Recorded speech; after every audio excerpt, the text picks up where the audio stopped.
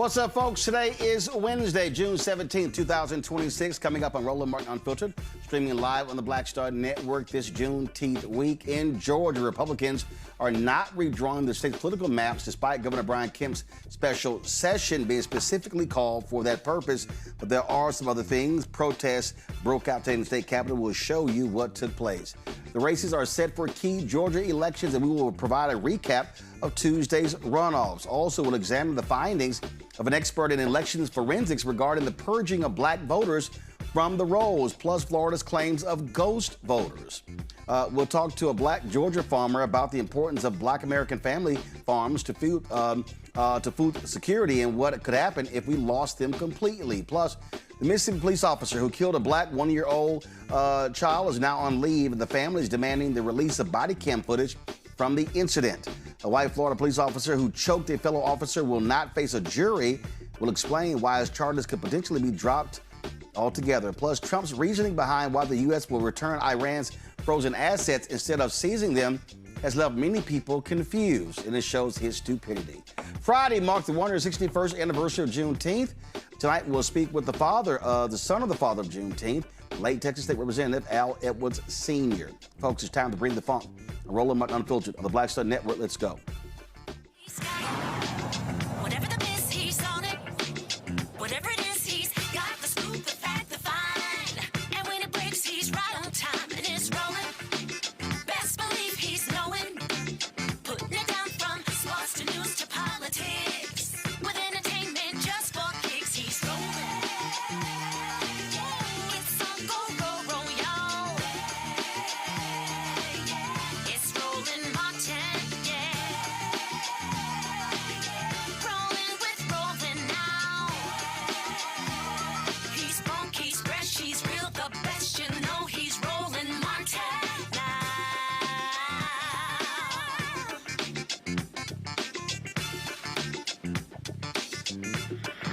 Martin.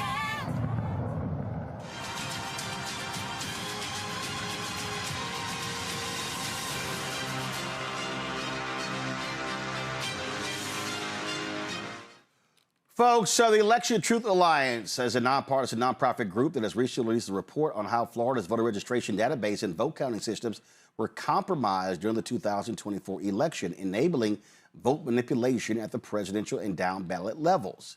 Also, we're talking about how black folks have been purged from voting rolls, and this has been a very targeted effort by Republicans. Nathan Taylor, this is the executive director of the Alliance. He joins us right now. All right, Nathan, glad to have you here. So lay it out. How are you breaking down the Florida systems were compromised?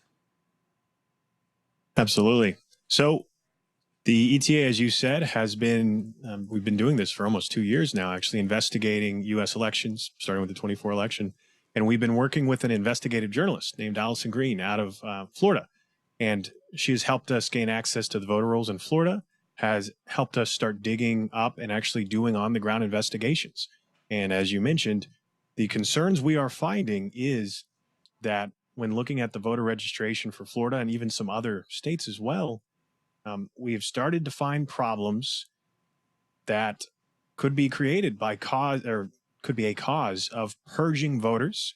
And we've also started to flag some concerns with the voting behavior. I think last time you had us on, we were talking about some other swing states we were investigating as well, such as Pennsylvania and North Carolina. So I'll lay it out real quick for you. The main concerns we've come up with now, as we've worked with Allison Green and we've been investigating, one of the counties is St. Lucie County, by the way. I've actually been on site in St. Lucie and been investigating, and we have plans to go back because we are building litigation in Florida for these problems we're finding. Problems that we are concerned are tied to the voting systems and the voter registration database that we're still using right now and we will be using in the next major election. Some of the things we've started finding. First and foremost, most people may not be aware, but in 2016 in Florida, I think 2 counties actually detected malware on their voter registration databases. One of those counties was St. Lucie, and that has been the focus of our investigations for the 24 election and up to date. Hold tight one second. Was the malware detected before the election or after the election? For 2016, it was detected after, There was an investigation. This malware was ultimately blamed on being a Russian-designed malware in the voter registration database for 2 counties at least. There was no evidence at the time, or the investigation said that they did not find it was used, but it was designed based on their statements. This was briefed to the White House. I believe the Department of Homeland Security and the CIA actually briefed this to the then president after the 2016 election.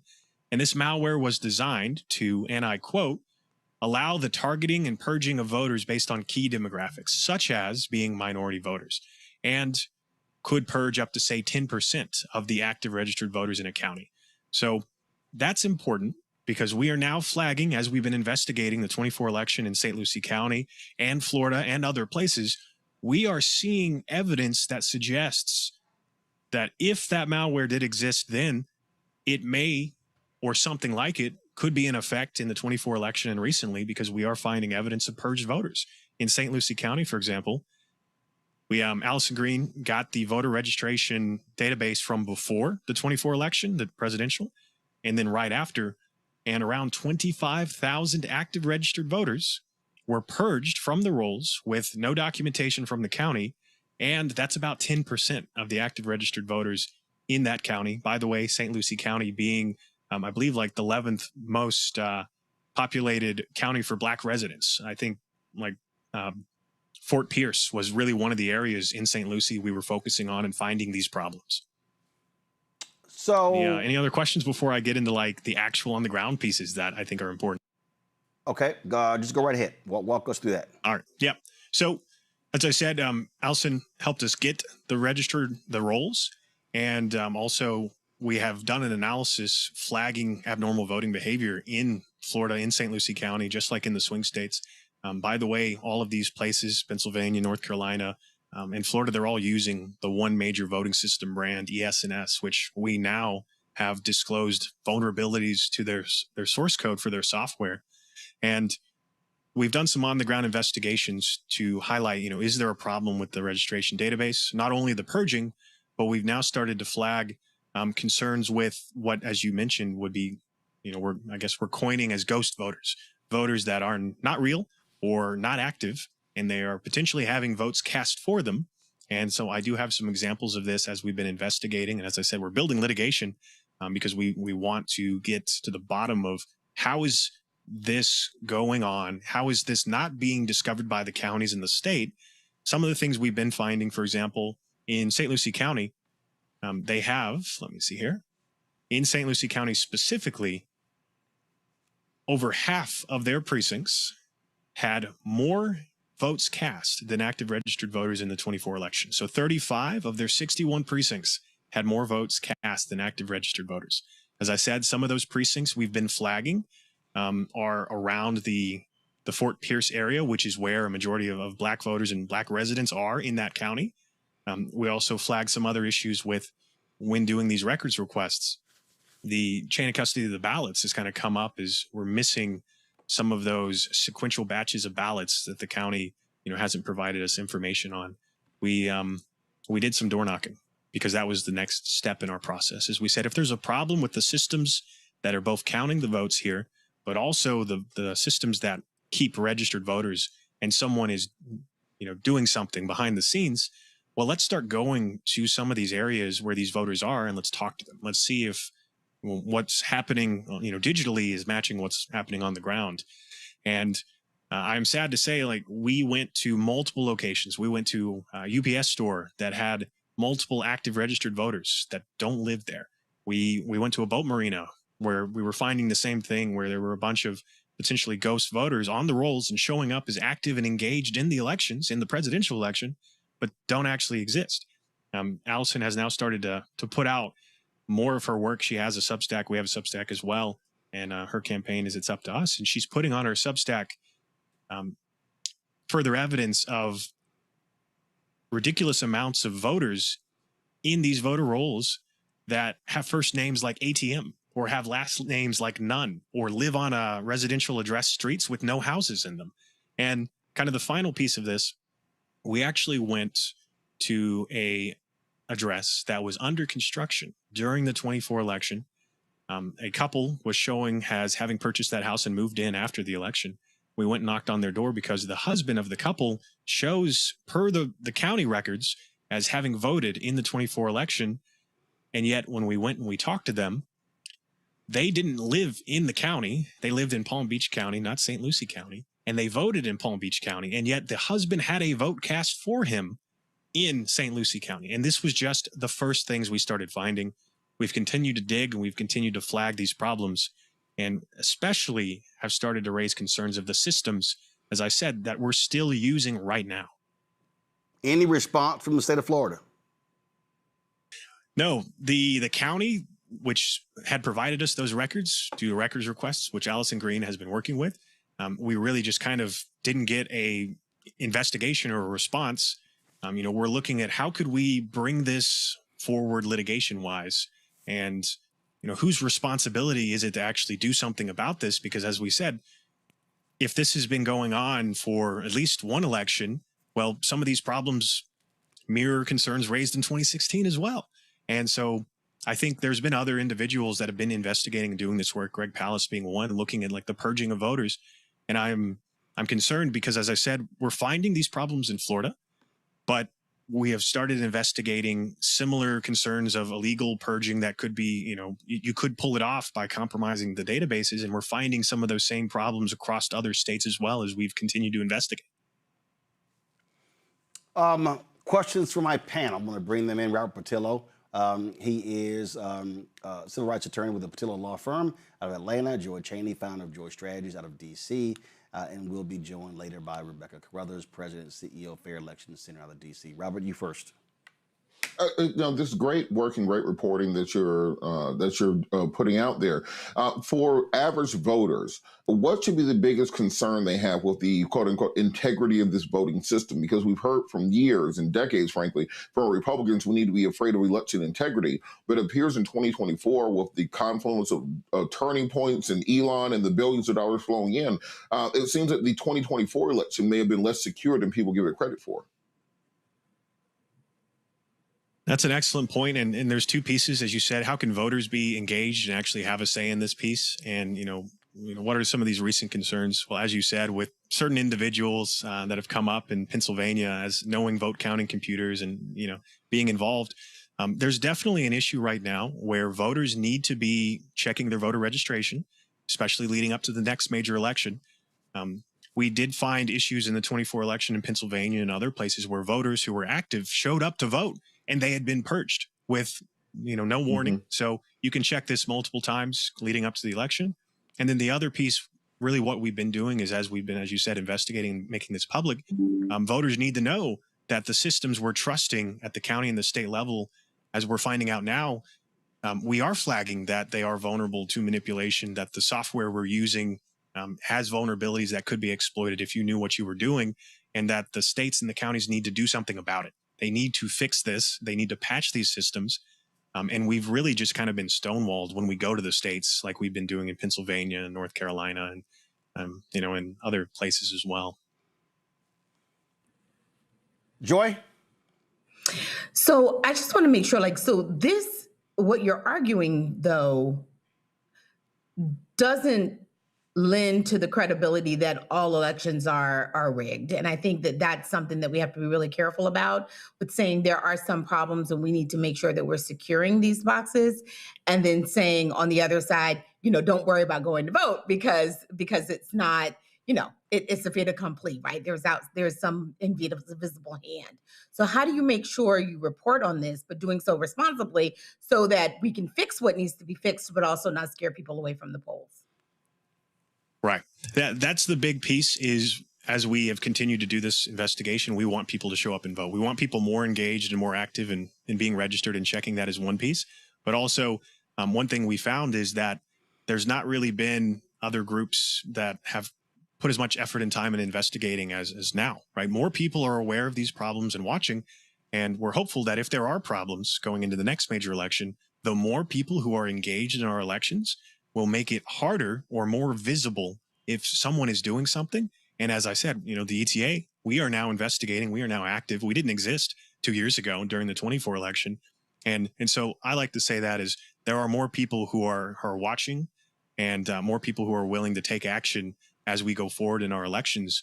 And the more people who are engaged in our elections going forward, the easier this process can be, and we can verify as we continue. This obviously is deeply concerning, and of course, Donald Trump still calls Russians' role a hoax. We think back to 2016 when Obama wanted to go public, but it was Mitch McConnell who said no. I still contend Obama should have said, "The hell with you, Mitch. Let's tell the American people what's going on." There's no doubt Russia had a very serious role to play in the 2016 election. There was all kinds of concerns raised, especially at this point we had documented that post 2016 there were investigations because I believe multiple counties across the U.S., across all the states, had received concerning emails, potential attempts to phish and gain access to systems. And most people don't remember that on election night, on the 2024 election night, there were over 200 bomb threats called in by email that was attributed to Russian email domains. So it's, I think, a little silly to say, other nations wouldn't have a vested interest in our elections. And it's very silly to think that if there's problems, as we've now made public about our voting systems and the software, that no one would want to exploit them. Absolutely, they would. It's just a question of how can we make sure they can't as we go forward, and how can we catch it, detect it, and stop it. All right, then. Nathan Taylor, we certainly appreciate you joining us. Thanks a lot. Thank you so much for having me. All right, folks, got to go to a break. We'll be right back. Roland Martin Unfiltered right here on the Black Star Network. Tell you about Chapter. Now, if you're on Medicare or about to be, the system is not set up to work for you. Too much fine print, too many plans, and too many people making money off of your confusion. And look, we're used to this. We're no strangers to systems that don't have our best interests at heart. But we don't have to accept it when it comes to Medicare. That's why I'm telling you about Chapter. Their advisors are independent and honest. In fact, they're the only Medicare advisors that compare every plan nationwide. And they're focused on one thing: what works for you. If there's a better plan out there, they'll find it. If you're already in the right one, they'll tell you that too. There are no games. Just last year, people who switched with Chapter saved an average of $1,100. It's 20 minutes and a real person. It's completely free. My parents actually have already called. My mom sent me a text. Folks, give Chapter a call at 724-264-8281, 724-264-8281, and connect with someone you can trust. Folks, these are the kind of services that we need for our audience here at Roland Martin Unfiltered and the Black Star Network. So call Chapter right now, 724-264-8281. I'm Russell L. Honoré, Lieutenant General, United States Army, retired, and you're watching Roland Martin Unfiltered.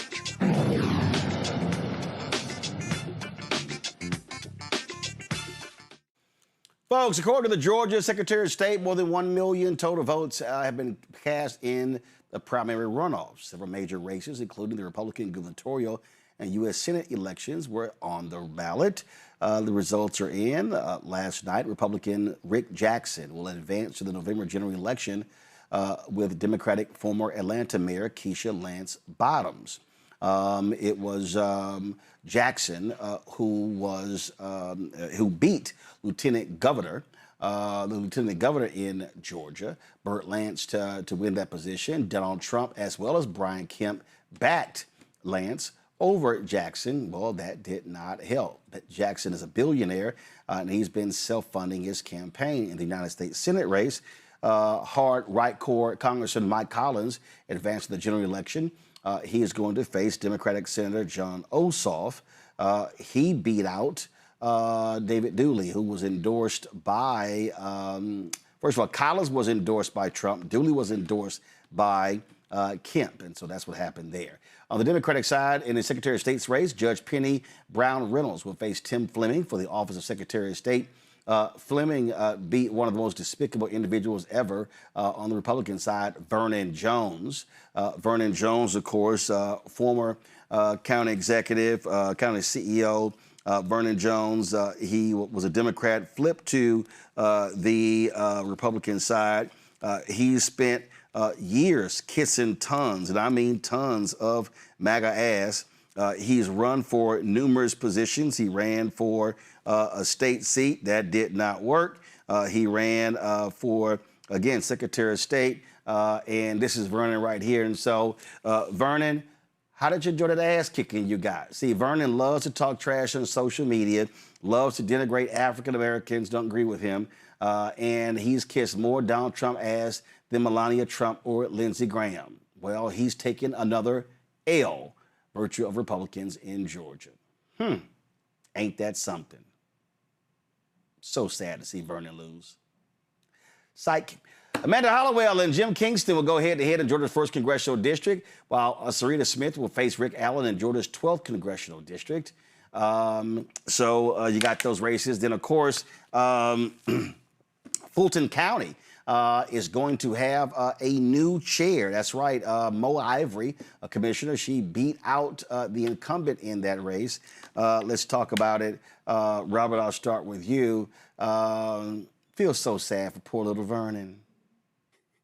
You know, Vernon, this is what I'm trying to figure out with all the black MAGAs out there who may be listening. Donald Trump endorsed in the gubernatorial Republican primary. He endorsed in the Senate Republican primary. Why didn't he endorse Vernon Jones? Vernon Jones has debased himself. He has embarrassed himself. He has become obsequious to a sycophantic extent when it comes to this Trump era. But Donald Trump, when it comes time to return the favor, to actually stand up and say he supports you, he never shows up for black folks who put their necks on the line for Donald Trump. And I think it should be instructive to black folks coming forward who may think maybe I'll get onto the MAGA team. Just look at Vernon Jones as a cautionary tale. And the guy he lost to, Tim Flemings. I've been in Georgia politics my entire life. I've never heard of this man. I've never seen him. I haven't seen a single yard sign. I haven't seen a commercial. I haven't seen a digital ad. I haven't seen a flyer. I haven't seen an interview. I don't think he went to the debate. So essentially, Vernon Jones was running against absolutely nobody and still lost significantly. And this is important for the black folks. Oh, he got trounced. The MAGA coalition. He got trounced 65 to 35. They called the election as soon as 8 o'clock hit. There was no drama. They're like, well, 2% reporting, Vernon Jones lost. But why wasn't Donald Trump here? Why wasn't the entire MAGA establishment? Why were they doing podcasts across the state saying we're going to bring Vernon across the line the way they do for some of these other candidates? And on the macro scale, you have to look at these turnout numbers even for the runoff election here in Georgia. Democrats are outpacing Republicans by nearly 1 million votes, even in the runoff at this point in time. Keeping the same energy up, particularly given the far right-wing candidates that Republicans decide to nominate. I mean, Rick Jackson looks like an antebellum general. Collins is just literally an insane person, even among MAGAs in Congress. This is the reason they endorsed Dooley, who's a football coach's son. That's his only qualification. And they wanted him over Collins. Democrats have an opportunity to take the governor's mansion, maintain the Senate, and also win down ballot races across the state. And that takes place. We are going to see a new electoral map in 2028 with Democrats having not only the opportunity to win and hold the House, they can win and hold the Senate this fall and potentially take back the House and have a filibuster-proof majority in 2028 as they keep appealing to what we're seeing. People want generational change. People want new ideas. People want fresh faces. People want new fighters going forward. The people who have brought us this far, we thank you for the service, but now it's time for some new energy and new ideas. And we're seeing this take place in Georgia. We're owed to Petri dish. We'll see this happen nationwide. So what the hell happened in the Fulton County race? Go to my iPad. Mo Ivory just destroyed incumbent Rob Pitts, 66% to 34%. Well, me and Mariah used to do radio together on WAOK in Atlanta. She's a well-known individual in both media and in politics in Atlanta. She's been everywhere. She's worked the communities, and like I said, Rod Pitts has been venerable. He has guided Fulton County from essentially being, a small city to being one of the metropolitan capitals of the world. You cannot underestimate or discount the work that Rod Pitts has done over the course of the last 40 years. But as I said, people are interested in generational change. They want demographic change. They want new ideas. They want new voices, new faces. And there's nothing wrong with that. We saw this happen with the Republican Party about a decade ago when that John McCain, Bob Dole, Mitt Romney version of the Republican Party went away, and we got the version that we see now. And I think we're seeing this sea change take place where, simply put, people are tired of what has been and they want change. This is a hope and change election in 2026. And I think we're going to see something very similar in 2028. That it's time that if you're sitting at home thinking maybe I should work on running, get that plan together. Start working on your fundraising. Get the website going. This is your call. The people are telling you right now that we want change and we want it to take place right now. That this is the opportunity that we have to push new ideas and new people forward. Joy, we saw earlier this year in the Public Service Commission, Democrats winning 2 of those races, and that shocked some folks in Georgia. They did not see the results they wanted in the Supreme Court races that took place as well. But what you're now dealing with this year is real simple. You look at, everybody keeps, some of these people in D.C., this is why I keep saying totally ignore these fools in D.C. These people keep saying, oh, you can't make this election about Trump. Actually, you can. You can make it about Trump. You can make it about his tariffs, how they're destroying farms, destroying small businesses. You got lots of rural farms there in Georgia. And so agriculture economy is significant. And so what you say is Trump did this, and Republicans on the federal and the state level follow right behind them and offered no pushback. That's how you tie those two together. And, I disagree with a lot of people who keep saying, like all the people who keep saying Democrats are in disarray. They keep citing polls. First of all, those polls to me make no sense at all, because if you show me who's winning in these local races, Democrats are winning. Absolutely. Look, the Democratic Party may have some disarray, but the people who are Democrats are aligned, and they are of one mind. And it is about Donald Trump. He's on every ballot in the country, and our freedom and our democracy is on every ballot in the country. And between those two, they are voting for our freedom and democracy. And of course, that is against anyone who wears the MAGA banner, or frankly, even the Republican banner, because they have not shown that they're willing to stand up to him. So I don't know what credible Democrat is saying Donald Trump should not be our focus. He has just so many failed policies. The proof is in the pudding. We absolutely ought to be tying every single Republican to him, even the ones you like. If you like them, guess what? They're going to side with him. They're going to be voting his camp, which is a vote against what you want. And the American people are not stupid. They are very clear about that. Let me just give a hat tip to Penny, who is running for Attorney General in Georgia. She is an example of not necessarily generational change, but just spirited change, a firebrand, brilliant woman who is going to be standing up. But she's a new face and a new name that people haven't seen. That's what they want to see. She can work across the aisle, but she also can fight for the people who sent her. Those are the types of people that they want to see running for them. It's not so much that they're Democrats, it's that they are going to fight for the American people. And in this case, we're talking about Georgia, the people of Georgia. That's what they're responding to. So yeah, Democratic Party, don't worry about them. We're on the ballot, and Donald Trump is who's against us. And Roland, on that point, in this Republican race for the statewide offices, these Republicans have tied themselves so closely to Donald Trump. Essentially, Matt Collins, his entire campaign was Donald Trump likes me. Every single commercial that you saw for the last 3 months was him and Donald Trump. For Rick Jackson literally ran fake commercials of Brian Kemp and Donald Trump saying nice things about him to pretend that they had endorsed him in the race, even though they both endorsed Burt Jones. I mean, we're dealing with extreme MAGA Republicans. So you got to tie everything that Trump is doing around them. Show people gas prices versus the UFC arena and the monster truck rally that he was taking place.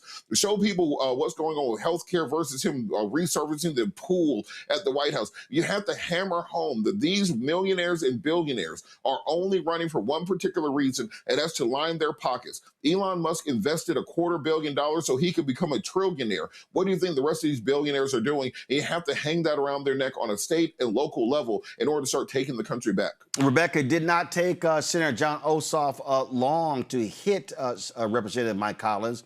He wins last night. Ossoff drops this video last night. Watch. This is Mike. I'm a conservative, pro-life, pro-gun, pro-Trump, God-fearing, truck-driving outsider. Well, sorta. Let's see what's actually under the hood. Pro-Trump, America First trucker. Mike prides himself on his down-home, everyman bootstrap roots. I'm just a good old boy that's made a living in the trucking business. An outsider. Truth is, Mike took over his dad's trucking company and followed in his footsteps straight to Congress. His rich daddy, a former congressman and career politician himself, handed Mike the keys to a company with dozens of employees, making multimillionaire Mike richer, while real truckers did the actual work. Maybe that's why Trump likes him so much. Mike Collins, Mike Collins, Mike Collins. And it might be why in Congress, he's looked out for the richest 1% and big corporations instead of ordinary hard-working Georgians. Well, hello, New York! Like when he voted to double health insurance premiums for more than 1 million Georgians in order to give the wealthiest Americans and corporations another tax break. Or when he voted against releasing the Epstein files, covering for Trump and other powerful men. He even admitted Trump was in the files. Yeah, I'm sure he's in there. And it doesn't stop there. Mike's put his chief of staff, Brandon Phillips' girlfriend, on payroll for apparently no work and routed hundreds of thousands of your taxpayer dollars into Brandon's pocket. So what has Mike done for Georgian families and workers? People like you and me? A whole lot of nothing. From the grocery store to the gas pump, Mike has made life more expensive for all of us. He supported and voted to protect Trump's tariffs, fueling record inflation while cutting taxes for the ultra-rich. My fellow Americans, this is Liberation Day. You see, Mike's not a working trucker. He's a man who wrote his daddy's name from business to Congress. A politician who voted to hike our health care costs and defund rural hospitals so he could take care of billionaires and himself. A lackey who's in lockstep with all of Trump's chaos. So the next time your grocery bill climbs, you pay more to fuel your car, or your kid's school loses funding. You can thank Mike. Thanks, Mike. Great job you're doing. Well, that's the way you do it, Rebecca. So wait, let me get this straight, Roland. So when he campaigns, he grows out his hair and he has like a shag mullet. Is that what's happening? Because each time you showed him at a campaign rally, I saw mullet in the back. I'm out here working hard, driving trucks. I'm just I forget the fact that my daddy handed me the business, and forget the fact that I ain't driven the damn truck. Other folks do it, but I'm just out here hard. I'm surprised he didn't go put some dirt on his hands and some grease. So, like, you know, even in the Midwest, especially when we would have the presidential candidates show up, and then all of a sudden you'll see all these ads or you'll see these direct mailers, and they're standing in the middle of a cornfield, just looking off in the distance like they're contemplating life. And what's crazy is no one just stands in the middle of a cornfield. That's not what happens in Nebraska. That's not what happens in Iowa. And so this is what's going on right now. People are hurt. We know inflation is high. We know unemployment is high, especially in Black communities. At a gut level, people know when they're being lied to. And one of the things that we routinely see is that there's a lot of things that's coming out this administration, especially around voting rights, to make it tougher for people to have their voices heard.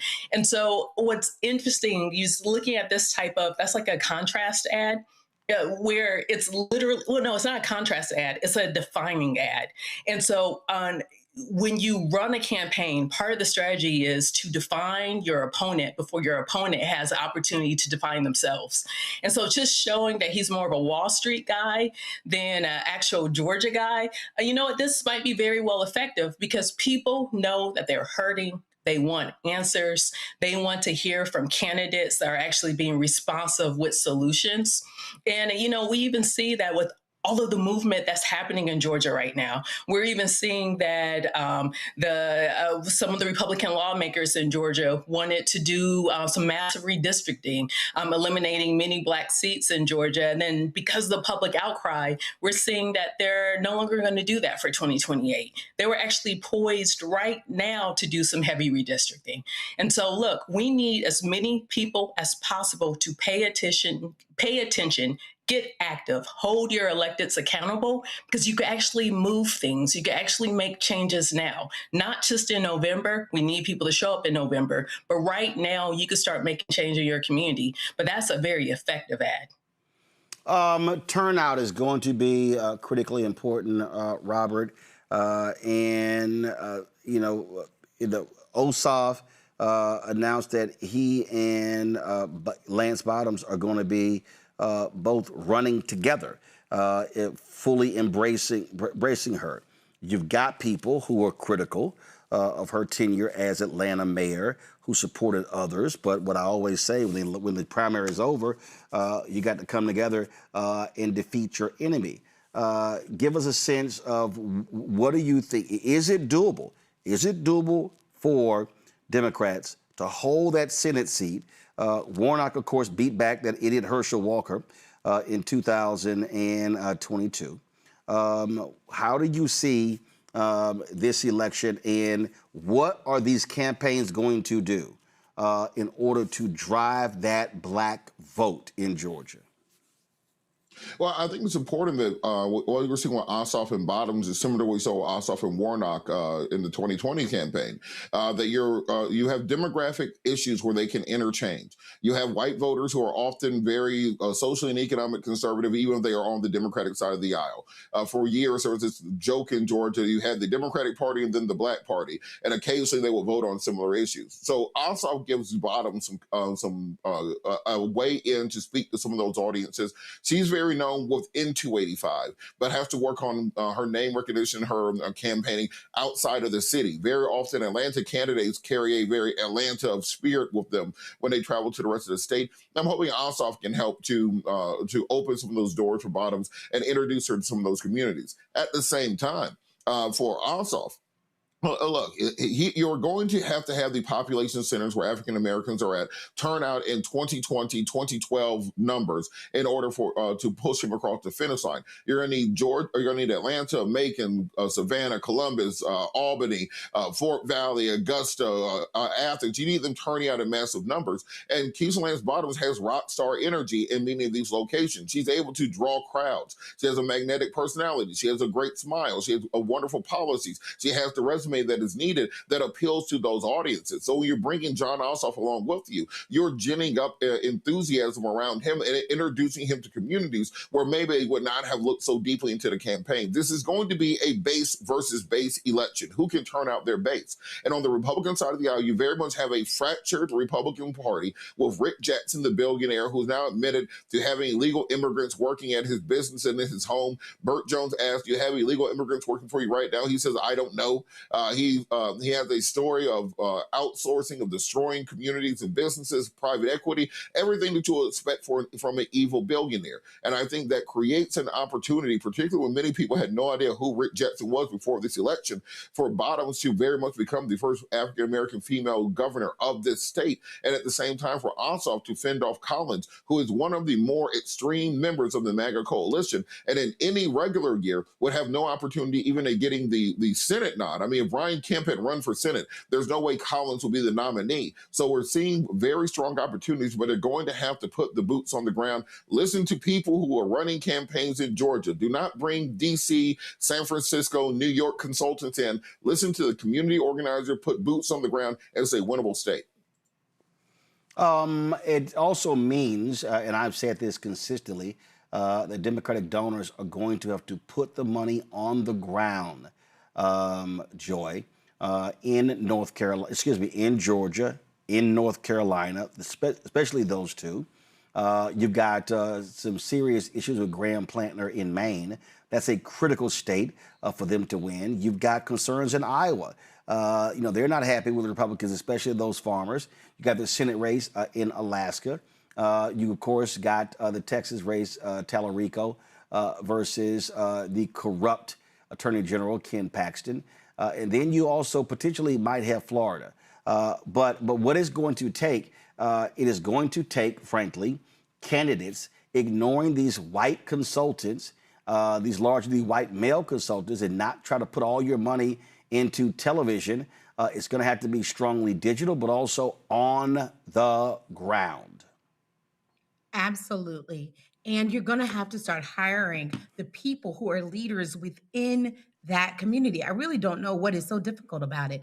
They have to know that their neighbors, their friends, the people that they already see in their communities are activated for these candidates. You also are going to have to invest in some of those down ticket candidates. I don't know as much about North Carolina, but I will tell you, in Georgia, there are so many amazing Black women candidates who are going to drive people out to the polls. There are amazing people running who are not some of the big names that, you know, white donors might be, or wealthy donors, whatever their race, might be investing in, but who have strong constituencies that people want to see in their roles. And so those people are also going to help. So when they go out, they may be unsure about John Ossoff. They may be unsure about Keisha Lance Bottoms. That may be crazy, but they might be. But they're going to be there anyway for some of those down ticket people that they care about. They cannot ignore some of those lower, prioritized races, those lower ticket races, because they are so important in these places where people are very invested in their local community. We at the national level are very, vested in these gubernatorial level, statewide races, federal races, and that's important. But people who are on the ground, especially in Georgia, very, very focused on their, the folks that are going to be closest to them, because they're also the people that they know the best and that they have most proximity to and can hold accountable. So we gotta, in those parts, it's about creating a constellation that supports state leadership. We know that we're going to be stuck with Trump over the next 2 years. We want to take back the House. We want to take back the Senate, but we also have to make sure that we are taking back our state legislators or legislatures and at least closing the gap, where we can, and creating a scenario in the case of the Attorney General that can fight back. That is what, people get that. People are very smart. So I think the Democratic Party, I hope, or the D-TRIP, the DSCC, they will do exactly what you're saying. Focus on people on the ground. Focus on people who can turn out their neighbors, not hearing white people, white consultants tell you, or even Black consultants, but who are in DC and not connected with the community, tell you what should be happening on the ground. Let them tell us. Rebecca. Yeah, and to Joy's point, talking more about North Carolina, there's certain issues that are happening in North Carolina that local people are talking about. They're talking about rising energy costs under Duke Energy. They're talking about data centers and whether or not data centers should actually be in Black communities. And they're also talking about voting rights. People have to understand that when the governor's seat, the lieutenant governor's seat, when the Secretary of State seat became Democratic, we saw that the supermajority in the state legislature decided that they were going to put the state board of elections and all of the county board of elections under the state auditors. Under the auspices of the state auditor's office. Tell me how that makes sense, that it wouldn't be under the governor or it wouldn't be under the Secretary of State's office, but those seats are currently being held by Democrats versus the auditor is being held by a Republican.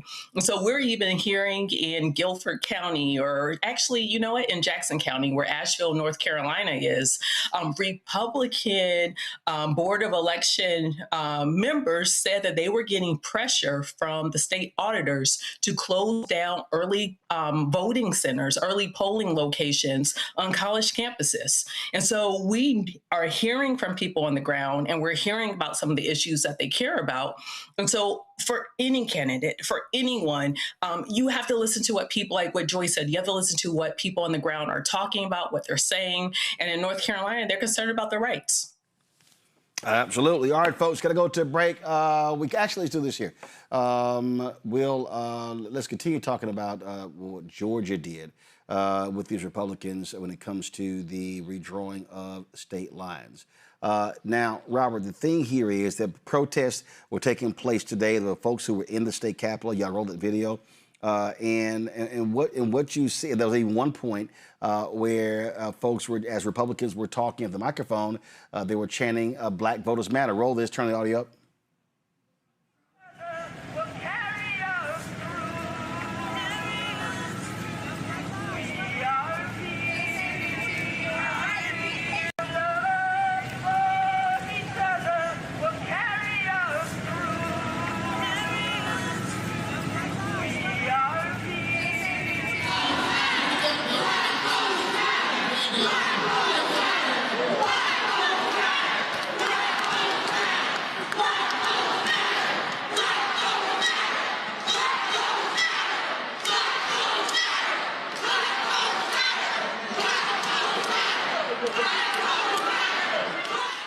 Now, Robert, there are actions taking place all week. Of course, that was today. There's going to be a Juneteenth parade at the King Center at 10 a.m. on Saturday. On Monday, People Over Maps Day at Central Presbyterian Church in Atlanta as well. That's going to be 10 a.m. to 4 p.m. All of this is coming out, of course, all roads lead to the South when we were there in Montgomery last month. And bottom line is this here. This is the type of pressure that, one important, raises attention. You're able to collect data, and it's about turning people out in November. Now, the Republican Speaker of the House, they still are trying to work through something. So it's not guaranteed that they will hold off on redrawing maps, because what they were talking about doing is targeting 2 black districts and up to 25 state seats.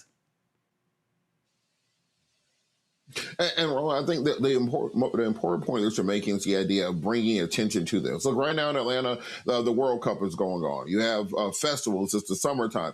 People are not paying attention to politics right now. And that's why it's crucial for us, the people who do know, as my professor Johnny Wilson would say, the ability to translate the original language to the ordinary language is the idea of you being out in these streets, making sure people know what is going on. What these Republicans are attempting to do is that under the cover of darkness, while people are not paying attention to the political process, changing the way that we vote fundamentally, essentially rigging the rules of the game to make it easier for them to win.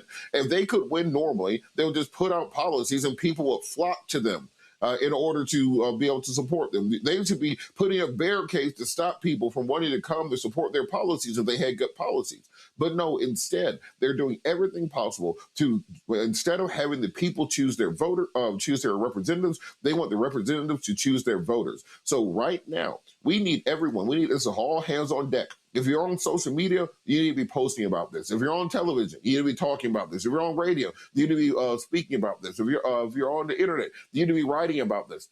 And I have a challenge for our people who are content creators, etc. I want the same attention that we pay the celebrity gossip and the social media challenges to be paid to issues such as voting rights, because those are the things that really matter going forward. All the artists who decided to perform at Mar-a-Lago in the last couple of years, I feel like you have an extra responsibility to be talking about these issues of voting, not just in Georgia and in Atlanta, but nationwide. The responsibility is ours to protect the advances that happened 50 years ago that allowed us to be who we are today. We are the first generation poised to drop the baton and allow our people to be pushed backwards. We can't allow that to happen. And that comes from doing things such as what we saw today and what we're seeing throughout this weekend, raising awareness and pushing back against what these people are attempting to do in the dead of night, which is to remove the rights and the hard-fought victories we have won over the course of the last 150 years. Listen, Rebecca, we made perfectly clear to people when the Calais decision came down, this was not going to be just Congress, that it was going to be state seats, county seats, city council, Supreme Court seats. And so that's how significant that ruling was. And the only way to fight back is with that ballot. You know what, Roland? Yes, we fight back with the ballot. And I know some people say, oh, well, voting doesn't solve everything. And you're right, voting doesn't solve everything. So once people get in office, then you do accountability. You show up to the commissioner meetings. You show up to the school board meetings. You show up to the state legislature and show up to hearings. You still have to be actively and present in there. The reason why we emphasize voting rights is because one of the hallmarks of being a citizen, a full citizen in this country, is your ability to vote for representation in this country. That's why we focus on voting rights here, because if we see erosion of voting rights in Black communities, what you're seeing is an erosion of full citizenship in communities. So I need people to really understand that. As much as we hear some celebrities and people we know in our everyday lives saying that they don't do politics, or one of my uncles say he doesn't do politricks. Okay, cool. Well, politics is going to do you. This is about whether or not you get to be a full citizen in this country. And if you don't care about being a full citizen in this country, I don't know what to tell you. Absolutely. Joy. I mean, Rebecca and Robert are absolutely correct. I mean, at the end of the day, we also need all of our groups. And Roland, you talk about this a lot. I do too. If you are a Black sorority, fraternity, whatever group, civic group, whatnot, church, we need you to not just be telling your people to vote, but we need you to be turning your resources towards making sure they get to the polls. Many people say they're going to vote. They may even be registered to vote, but they haven't checked that registration. So they may be purged and not realize it until it's too late, or they just get busy and they don't go vote. You have to make sure they are over prepared. If they need a license, make sure they have that. They need ID, make sure they have that. Nothing should get in our way. Rebecca is right. This is it. This is it. We will have another 2 years, if not more, of this foolishness if we do not stand up to this authoritarian leader in the White House, this person who is only for poor, wealthy white men and not for anyone else, creating more trillionaires, but shrinking the middle class and making people more impoverished than they were before. This is it. So if you're angry, if you've been tweeting, if you've been laughing, if you've been frustrated, it doesn't matter what you've done thus far. It only matters what you do in late October, if you're doing early voting in November. That's it. Whatever tricks they are doing, we have to try to get out in front of them, to get out in front of this. If you need your Medicaid, if you are angry by the work requirements and the all of the things that we've been talking about tonight and over the last couple of years, this is the time. And so, we need to be focused on getting the willing to the polls. I'm always appalled at how not enough of our focus is on making sure people actually show up, making sure that they have rides to the polls, and of course, following with the laws, but making sure they can get there, that there is absolutely nothing. And if you are a corporation and you are not speaking out against the people who, your customers being able to have their right to vote, you should not have any customers. We got to get that serious about it. If you are a school in a state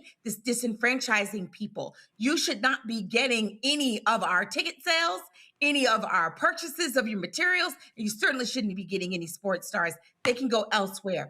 We have got to get so serious about it. We've got to at least be as serious as they are about disenfranchising us. Absolutely. All right, folks, going to a break. We come back. Obama Presidential Center opens tomorrow. We'll tell you which presidents will be there and who will not.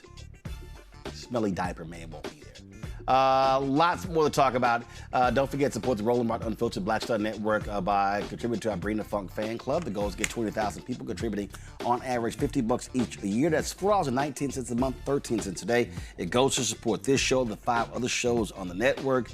That's hugely important for the work that we do because, again, we don't have these billionaires. Right wing, you've got people out here cutting them big checks to do what they do. We don't have that, so your support is crucial. For Cash App, use the Stripe QR code. Just see it right here. If you're listening, go to blackstarnetwork.com for the ways to give.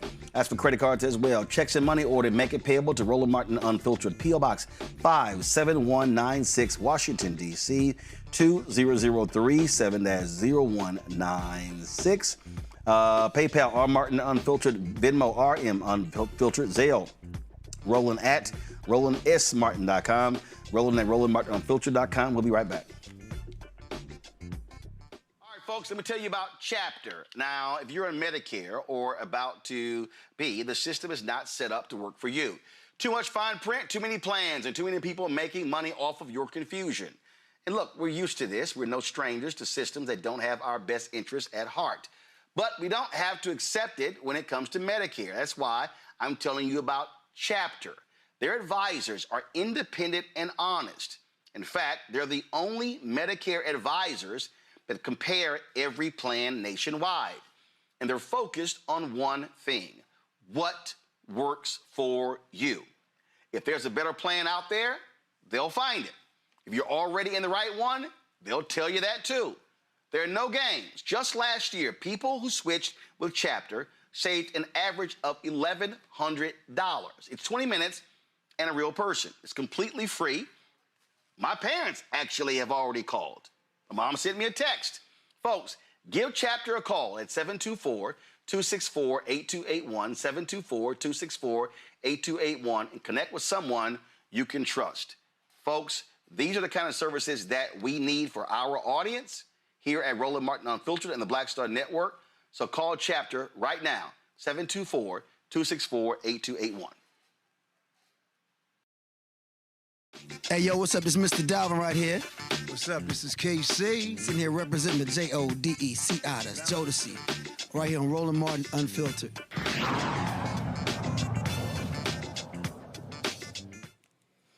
All right, folks.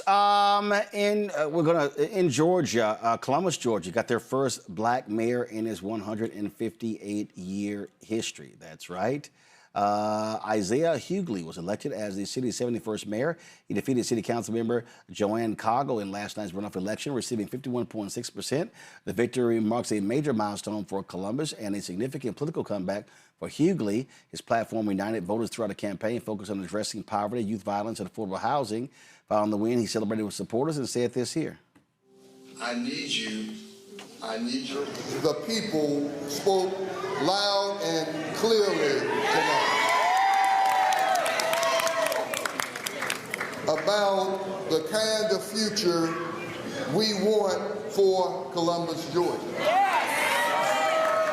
And what we want is not what we've been getting. Columbus, are you ready for change? Columbus, are you ready for unity? Are you ready to move Columbus, Georgia beyond the chaos? Are you ready to move this city beyond the divide? Are you ready to move this city beyond the lies, the misinformation, the lack of civility, the lack of dignity and respect for our employees and our citizens? The lack of dignity must cease. Are you ready to support Isaiah Hughley as the next mayor, the 71st mayor of Columbus, Georgia? Folks, this is a political comeback for him. He was fired as Columbus city manager after more than 4 decades in the city government. Man, that tells you a whole lot right there. So congratulations to Isaiah Hughley. All right, folks. We talk about, earlier I said about Georgia, how farming is a huge part of Georgia's economy, especially when it comes to rural folks. And guess what? They're not having a very good time. We focus a lot on this show of the impact on farmers all across this country. Now, according to Farm Aid, at the turn of the 20th century, black farmers own approximately 16 to 19 million acres of land, which accounted for roughly 1.8% of the nation's total farmland to 1910. In the present day, it has dropped to less than 3 million acres, representing 0.3% of the farmland. When I was talking to John Boyd, he talked about how bankruptcies and rising prices are contributing to this, as the decline of estimated of loss of land has cost black farmers and their families more than $326 billion in lost wealth. And so you still see what's going on. You're talking about economic stability is critically important. All these things are important. Wayne Swanson Jr., Swanson Family Farms, he is committed to ensuring that his farm remains within his family. He joins us now from Atlanta. Wayne, glad to have you here. We've talked to John. We've talked to people in Mound Bayou, and others. And the reality is what is happening with these fertilizer prices, Donald Trump's tariffs. We saw this the first time he was there. It is causing significant harm. And not only that, you're also trying to beat back these corporate interests who also want to demolish these family farms. Yes, sir. Thanks for having me, Roland. You're talking about the input crisis that we're going through right now. Most farms and most agricultural enterprises, the cost to operate is far exceeding the profits. And so how are y'all uniting and working together to help one another? Well, one is making sure that we all have access to markets, sharing access to marketing, and then making sure that we are sharing with customers how to reach us directly. We can get rid of the middleman in certain situations. That brings more profit directly to the farm. So we want to make sure that we can get farm direct to consumer, consumer direct to farm. And we also do that through some of our 501c3 work. We have a farm tour group called the Georgia Black-Owned Farm Tour. And we take people to the farms so that they can see the different iterations of farms, farms, not just tourist farms or agritourism farms. Obviously, when we talk about the ability to make money, I mean, profit margins are also extremely low. And so, I mean, you're having to watch every buck. And when you start talking about planting crops, weather plays a huge role in that. Storms, hurricanes, you name it. Drought, flood. Well, we've got to also look at we also have to look at our processes. So I am what we call a regenerative farmer. So I don't believe in bare soil. I want to make sure that there's something covering the ground. We call those cover crops.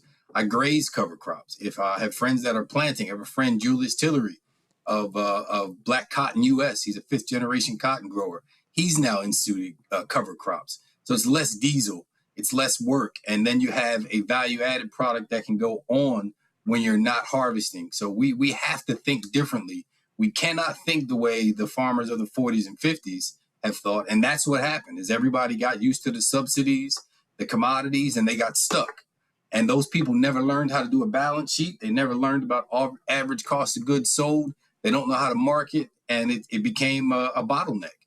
And we're here to say that we can farm as a business the way other businesses do. We just need to sit down and do some spreadsheets and get some training. That's talking about moving to the 21st century. Resources are critically important as well. And we've seen that black farmers have been fighting tooth and nail with USDA to get resources. Yeah, sometimes you got to go around them. Sometimes you have to find a farmer that is doing what you want to do and sit with them for a while. Sometimes you have to go to groups that aren't grant dependent. We know that it's important to get those tax dollars back, but there are some farms out here, black-owned farms, that are not government dependent. My grandfather was one of them. He just always told me, why do you trust them? I get it that we can, but there's a lot more farmers, black farmers that have land that don't register with the USDA. They're coming along.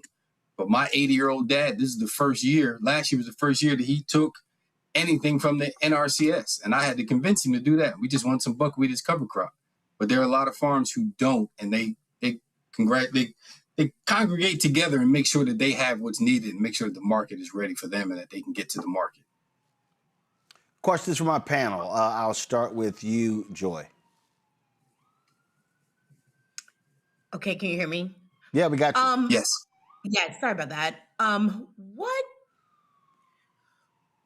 are Black farmers partnering, if at all, with white farmers who are having, the same sort of reaction and issues? I mean, of course, it's deeper for us to what Trump has been doing. Has there been any coming together, as many of them have been affected and have been very angry by the actions of the president? I think those who want to come together can. I can give you my example. I have a lease at my processing facility, which keeps me from driving. I think I put 300,000 miles on a 5-year car. It keeps me from driving from field to the processor. I have a lease with them. They're a legacy white family. They own the processing facility, but I bring them consistent animals to process, so they know there's going to be some dollars there. And we're having conversations in community. I went to their county commissioners meeting and talked about wanting to put a facility in that town. So that got me in touch with the development authority. Now I'm talking and working with the development authority. It's there. I won't work with somebody who is, don't want to work with me. But if you want to work with me, I'm here to work with you. Robert. Hey, Wayne, how you doing? Hey, Tio, how you doing, man? Good to see you. Doing great. Good to see you. So, back when I ran the Black Farmers Initiative for Rainbow Push, we talked all the time on some of the calls about the work that the federal government could do to help open markets for Black farmers. Now, clearly, the administrations have changed. There are different priorities with the new administration when it comes to Black farmers. But I think the issue of opening markets, particularly in Black communities, to Black farmers still exists.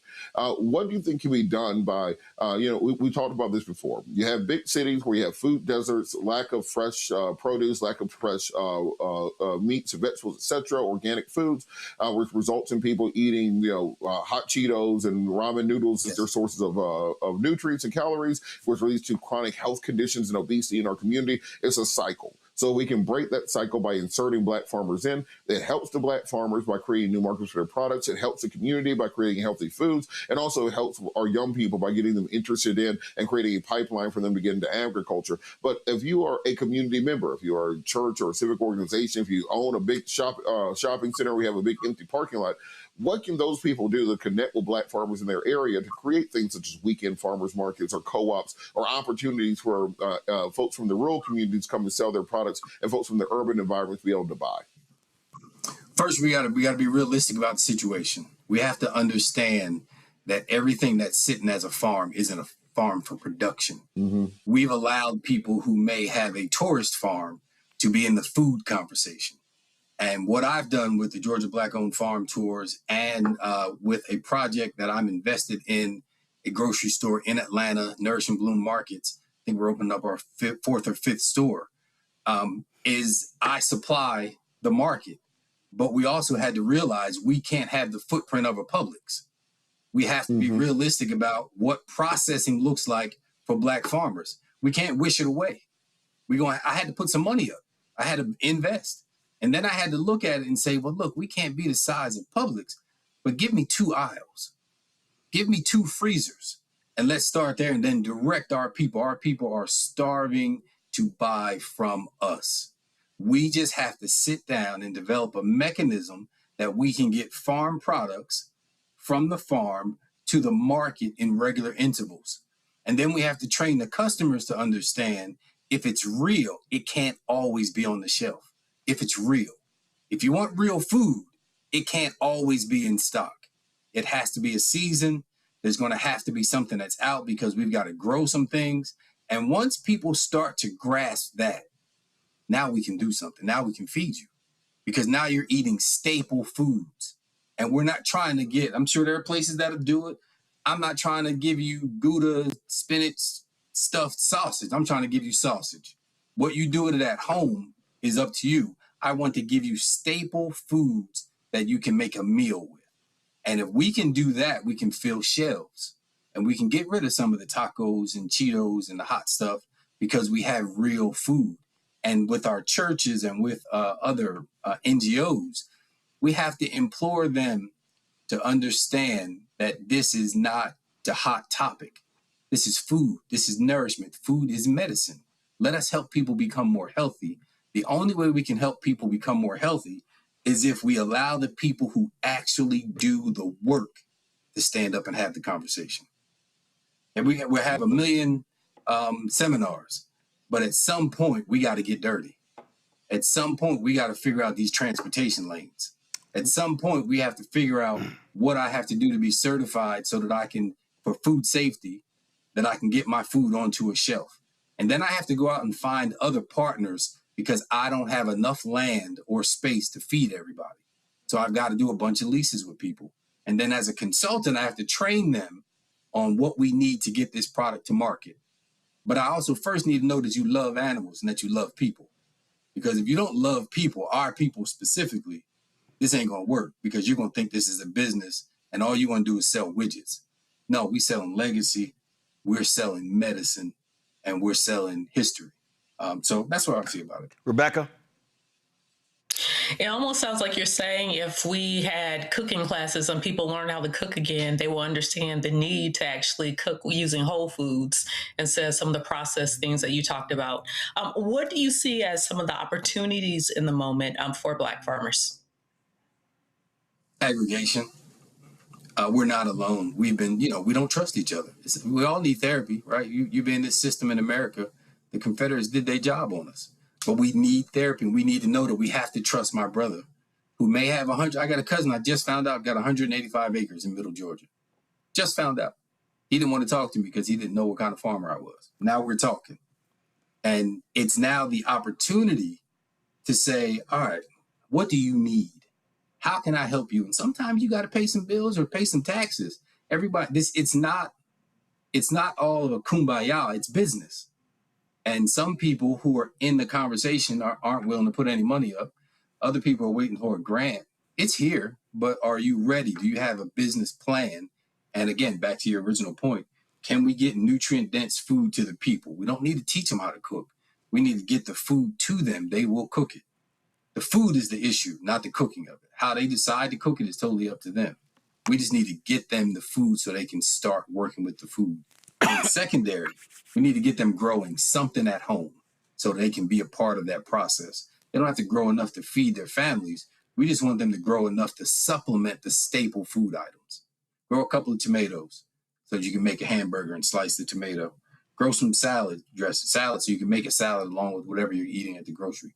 Just get that little bit of initiative changes your palate. Another thing we do at one of the schools that I support, Chattahoochee Hills Charter Schools, we'll shout out headmaster, the principal, Patrick Muhammad, the principal farmer. They're having tastes. They got the whole campus is edible. So now we're changing the children's palate.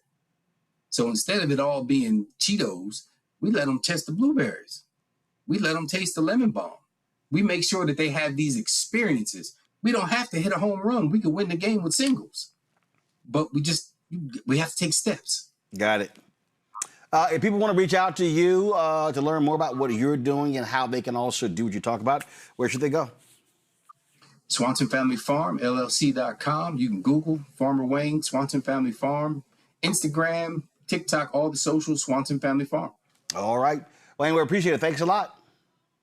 Thank you. Folks, going to a break. We come back. We'll talk about the story of Mississippi, where protests are taking place after a 1-year-old was shot by cops in an alleged shoplifting incident. You're watching Roland Martin Unfiltered on the Black Star Network.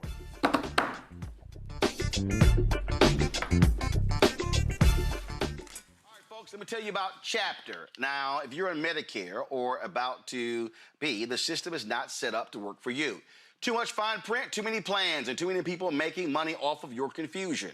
And look, we're used to this. We're no strangers to systems that don't have our best interests at heart. But we don't have to accept it when it comes to Medicare. That's why I'm telling you about Chapter. Their advisors are independent and honest. In fact, they're the only Medicare advisors that compare every plan nationwide. And they're focused on one thing: what works for you. If there's a better plan out there, they'll find it. If you're already in the right one, they'll tell you that too. There are no games. Just last year, people who switched with Chapter saved an average of $1,100. It's 20 minutes and a real person. It's completely free. My parents actually have already called. My mom sent me a text. Folks, give Chapter a call at 724-264-8281, 724-264-8281, and connect with someone you can trust. Folks, These are the kind of services that we need for our audience here at Roland Martin Unfiltered and the Black Star Network. So call Chapter right now, 724-264-8281. With medicine and science under attack, I want to keep you and your family informed and healthy. I'm Dr. Ebony Hilton, and I knew at the age of 8 that I wanted to be a doctor. So I studied hard and became the first African-American female anesthesiologist hired at the Medical University of South Carolina since its opening in 1824. And I always say I was made into a doctor, but I was born to be a mom. And as a new mom, wife, sister, daughter, and friend, I understand how frightening a medical crisis can be. I care for individuals on some of the worst days of their lives, and it's my mission to provide you with a safe space to gain clarity on issues affecting your mind, body, and soul. I recognize that there are health disparities, particularly as it pertains to race, and I want to help bridge the gap between you and your healthcare providers. Join me every Thursday for Second Opinion on the Black Star Network, where each week I'll invite experts from various medical fields to share the latest health news. We'll discuss topics such as the vaccine debate, mental and sexual health, medical bias, infertility, menopause, andropause, nutrition, and aging.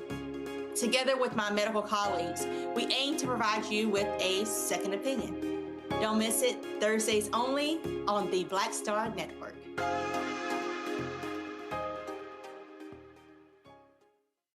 Hello, I'm Jamia Pugh. I am from Coatesville, Pennsylvania, just an hour right outside of Philadelphia. My name is Jasmine Pugh. I'm also from Coatesville, Pennsylvania. You are watching Roland Martin Unfiltered. Stay right here.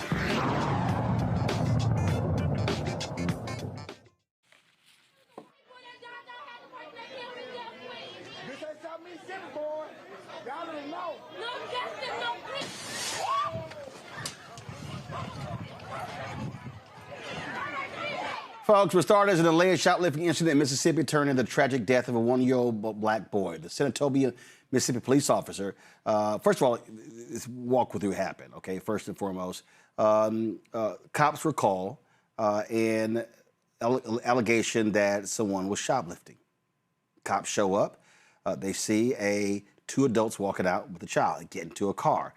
All of a sudden, cops fire into the car. Now, the woman in the car is saying there's a child inside. Doesn't matter. The cops still fire. As a result, this one-year-old kid, I mean, just beyond tragic, is shot and killed, who's in the car. As a result, protests have been taking place since then for Cohen Wiley. That's the young man right there. That cop involved is now on leave. And again, this took place on Sunday, June 14th. And so cops, again, they counter these two adults and child getting to the vehicle. Mississippi Bureau of Investigation said the driver then drove in the direction of the officers, nearly striking one of them. That's when an officer fired his weapon and the vehicle fled the scene. The vehicle later arrived at a local hospital where Wiley was pronounced dead.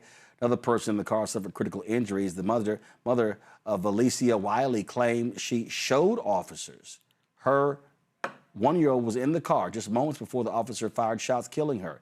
Cohen's family is calling for Wiley's family is calling for the release of the officer's body cam video and the Walmart surveillance video. Here is an interview with the mother that Ben Crump posted on social media. Marcus Keith. Valencia Wiley. Valencia Wiley lost her son to the negligence of law enforcement in Senatobia, Mississippi. Can you please tell what happened? It was me, my son, and another friend of mine who was at Walmart. As we was leaving out the Walmart, they tried to stop her, but I kept walking because it had nothing to do with me. By the time me and my baby got in the car, she came, and then when we was backing up, they was running out the come. I raised my baby up because they withdrawed their gun. She had no tent. I raised my baby up trying to show them that he was in the car. So she was backing up and she hit a car as I was opening the door, so the door flew back in. By the time I sat my baby down, it was like 3 to 4 shots. One of the shots hit him in his rib cage, and the other shots hit her in her arm and her thigh. And we left and went to Senatobia Hospital where he was pronounced dead at the scene. and they told me I wasn't gonna be able to see him until he get back from Jackson. She got airlifted, and the police told me I couldn't leave out the hospital until somewhere I couldn't leave out, couldn't nobody come in. But I ended up walking out, and the crowd was questioning them, asking them what happened. They was like, she was shoplifting. But the passenger, it was me. They wasn't talking about me. They was talking about the driver. But on the little, what's it called, self-checkout, they can see, it's cameras, they can see when she got the diapers and walked out. But yeah, they tried to say that she forcefully was trying to drive and hit them, but they was all on the right side, and she was driving towards the left. They just personally just shot in the car. Did they try to charge you with anything? No, they didn't charge me. They ain't charged me with nothing. They just let me go. And they didn't say nothing. They just kept telling the crowd that they were shoplifting. But I don't know if they found anything, because there's nothing to find. Okay. Folks, Ben Crump, the family attorney, is going to be joining us at 7:45. Go to my panel here, Robert. This is, it is still perplexing to me. If Walmart calls the cops, they say someone allegedly shoplifting. And then here we go again, reminds me of what happened in Minneapolis. Oh, the car was charging at the officer, and then the officers began shooting. Even though the officers observed the adults coming out and a child was with them, what I don't understand is, why would you shoot at the car? All you gotta do is follow the car. And this is part of the reason that we don't see these things happen in other countries, because other countries don't give every police officer a car or a gun. Normally, you have to be part of a special unit in order to have a gun in other countries, where you give literally anybody who doesn't even need to take college courses in some cases a gun. You have things like this happen. This is clearly wildly negligent what officers did. This is wildly inappropriate to fire into a vehicle not knowing who is in it or what is in it. The first thing they teach you when you go to the shooting range, for example, they tell you don't point your gun at anything unless you want to kill or destroy it. Assume that anything you're aiming at, there's something behind it. This is the basics of guns 101 were violated in this situation, and my heart goes out to the family, my heart goes out to the community. But we have to change the way that we police Black communities. You can steal an aircraft carrier and they won't shoot at you, but if you are shoplifting diapers at Walmart, you get shot by the cops. Think about the folks on January 6th who were able to raid the entirety of the White House with impunity and got pardons. But this is the way we police Black communities. This is why we have to go back to President Obama's 21st century framework on law enforcement and go back to this idea, not this Trump law and order ideology, but on this idea of going back to community-based policing and actually having restorative justice ideas. So instead of shooting at somebody over diapers, you're actually able to, one, protect the store and their property, but also protect life and enforce the law without having to escalate situations. I'll tell you what, Rebecca, the protests have been consistent. Police officers have pulled out gas as well. Y'all can show some of that video, please. And folks there, they want answers. Rebecca? You know, Roland, we've talked about this for years. And I made it clear definitely what my position is when it comes to so-called law enforcement in this country. If we're looking for law enforcement to respond to behavioral health crises, law enforcement isn't appropriate for that. If we're looking for law enforcement to respond to shoplifting, assuming that shoplifting, we know shoplifting didn't occur here. Here's the thing. You have detectives who can do that. I mean, they have video footage. I mean, we're so we're such a surveillance state in this country. There's cameras everywhere, right? They have a camera of her, of the driver at the checkout lane. There's cameras outside of Walmart. There's cameras on the way to her home in Mississippi, because there's so many cameras everywhere in this country. So then you assign it to a detective to then go look at the license plate, show up at her house, ask the questions, and then she shows the proof of purchase. Okay, great. But this idea of even policing in Black communities, like, Robert, I hear you, but this isn't working. This isn't working. We know why we have police departments in this country. They were former slave catchers.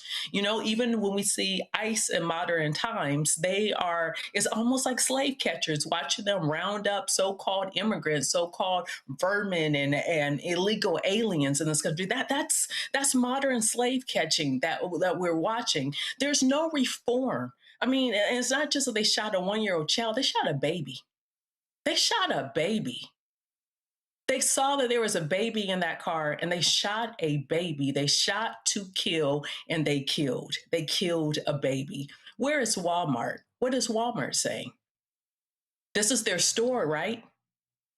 Is it always their policy to ignore all the camera footage that they have and instead invite law enforcement that we know has been very violent to these very communities, to Black communities in this country? What is Walmart's official position here? Does Walmart stand with the killing of this baby, the killing of this child? Where are all the pro-life people? Do they stand with the killing of this baby? Doesn't this baby have rights? There's a lot of hypocrisy here, but policing in Black communities isn't the answer here. Joy? And we also need to end qualified immunity. Training isn't it. The problem with, yes, we want 21st century better policing. Absolutely. We want what Rebecca is talking about, different types of people to provide interventions. But in this case, there would be a police response. What we need is something on the police side to give them pause, to say, if you make this kind of mistake is a mistake that's going to cost your family its generational wealth. It's going to cost the community, not just them, but you are going to be asking people in your community. We're going to want to know, why did you do that? You're not going to be able to go to your church and be comfortable. Your family, your children are going to have people asking questions. You may not have the resources. Your wife is going to be saying, hey, be careful. Don't be quick on the trigger because we want to send little Jimmy to college. That's the kind of thing that we need. No profession. You can just behave irresponsibly and assume that you'll get away with it. Or, you may lose your job, you may move a town over, but the taxpayers will defray the cost. As long as you don't do something completely outside of it, you won't have a criminal charge. And even if you do, chances are there won't be a conviction. That's how the police are almost running roughshod and lawless. They are a modern day slave catcher, to Rebecca's point. We have to figure out, that's something we have not tried. We have got to figure out a way to change the thought process of these people. It's not training. They can't be trained enough because, unfortunately, we have a sense of lawlessness and there are no consequences. So it doesn't matter what the officer is, Black, white. They may love Black people, but they don't care about us. They may say they do, but they don't care about us. They have they can do whatever they want. That has got to end. Because without that, we'll never have trust in policing. Without that, people, of course, are going to run. Without that, we can't even, if you're a business, you can't even trust that you can call the cops and they're going to have a reasonable response. We also have to accept that if these people were white, the response would have been different. I don't care what race the cop was. The response would have been different. We care more about white people, especially a white woman with a baby. There's no way they would have done this. This is the kind of thing they do to Black people because they do not value our lives. And so if my white friends or anybody out there who's wondering why we say Black Lives Matter, it's because at times like this, it's clear that they do not. Well, again, about 15 minutes, we'll be hearing from Ben Crump, who is the attorney for the family. Let's go to a break. We'll be right back. Roland Martin Unfiltered on the Black Star Net. All right, folks, let me tell you about Chapter. Now, if you're on Medicare or about to be, the system is not set up to work for you. Too much fine print, too many plans, and too many people making money off of your confusion. And look, we're used to this. We're no strangers to systems that don't have our best interests at heart. But we don't have to accept it when it comes to Medicare. That's why I'm telling you about Chapter. Their advisors are independent and honest. In fact, they're the only Medicare advisors that compare every plan nationwide. And they're focused on one thing: what works for you. If there's a better plan out there, they'll find it. If you're already in the right one, they'll tell you that too. There are no games. Just last year, people who switched with Chapter saved an average of $1,100. It's 20 minutes and a real person. It's completely free. My parents actually have already called. My mom sent me a text. Folks, give Chapter a call at 724-264-8281, 724-264-8281, and connect with someone you can trust. Folks, these are the kind of services that we need for our audience here at Roland Martin Unfiltered and the Black Star Network. So call Chapter right now, 724-264-8281. How you doing? My name is Mark Carey, and you're watching Roland Martin Unfiltered. Deep into it, like pasteurized milk without the 2%. We getting deep. You want to turn that shit off? We're doing an interview, motherfucker.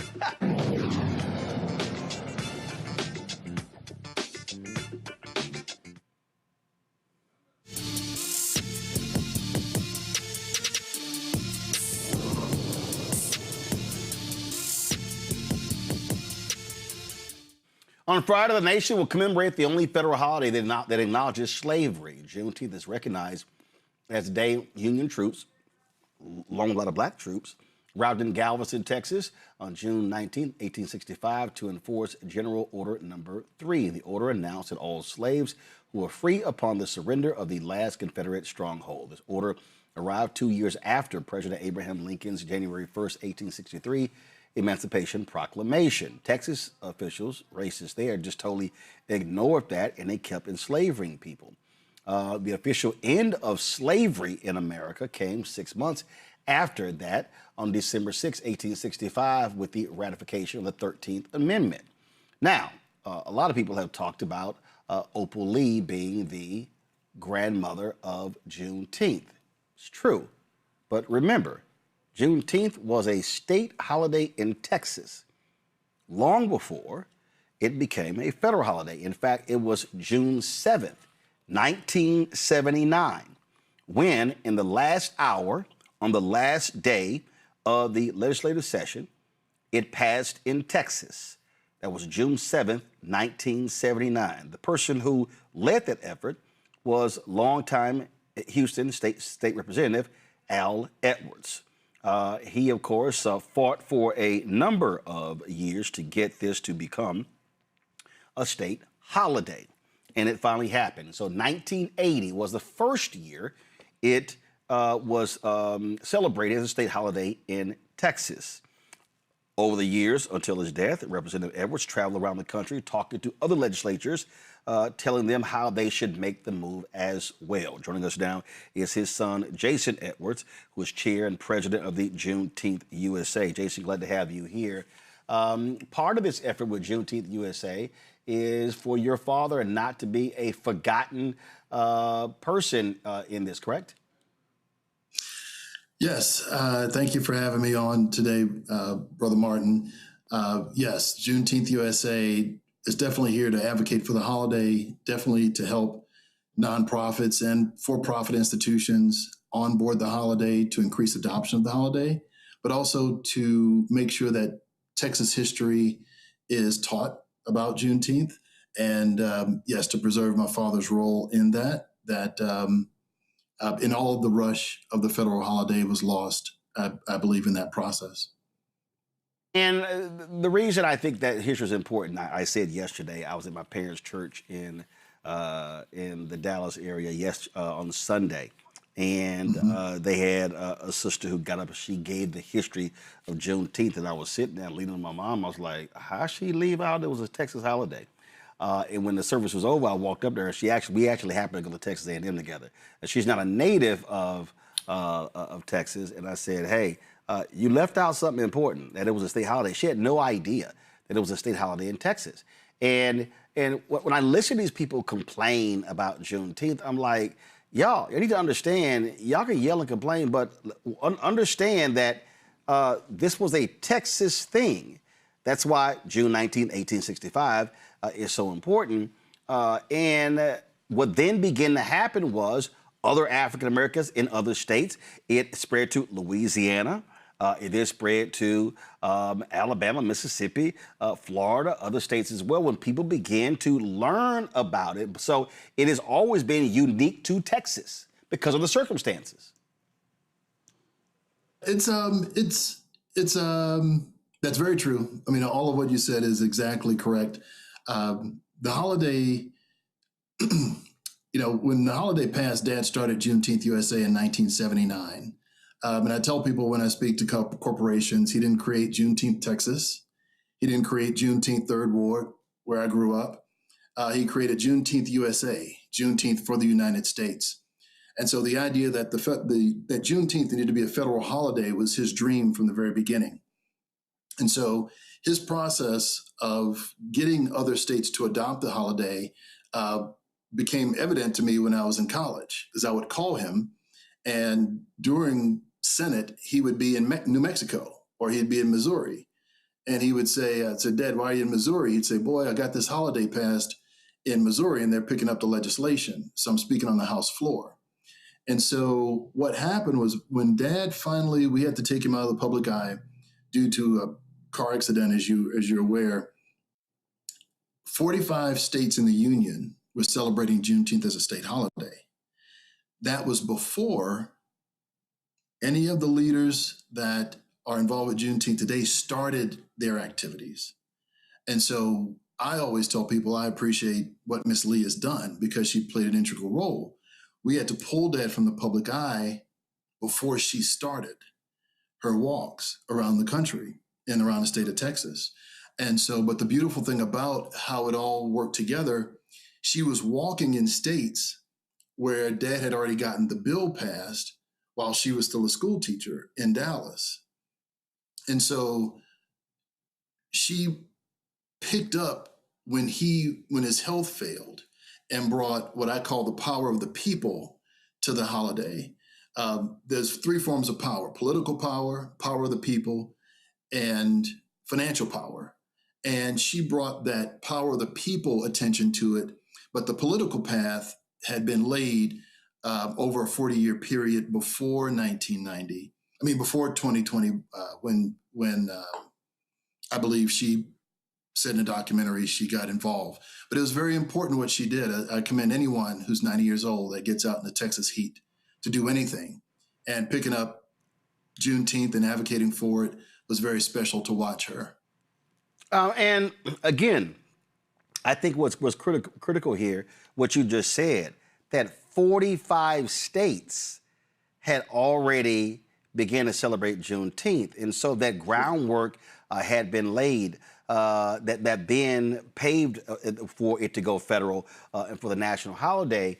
And one of the things that I've said since it became a federal holiday, that it was just critically important for people to learn about the history of it, because it really pissed me off when it happened. I saw these black people on social media. Didn't nobody ask for this? And I'm like, y'all don't know what the hell y'all talking about. And it was actually offensive to a whole lot of black folks from Texas. Yeah. So I saw some of that energy, and Dad used to tell us this term about politicking when we were growing up.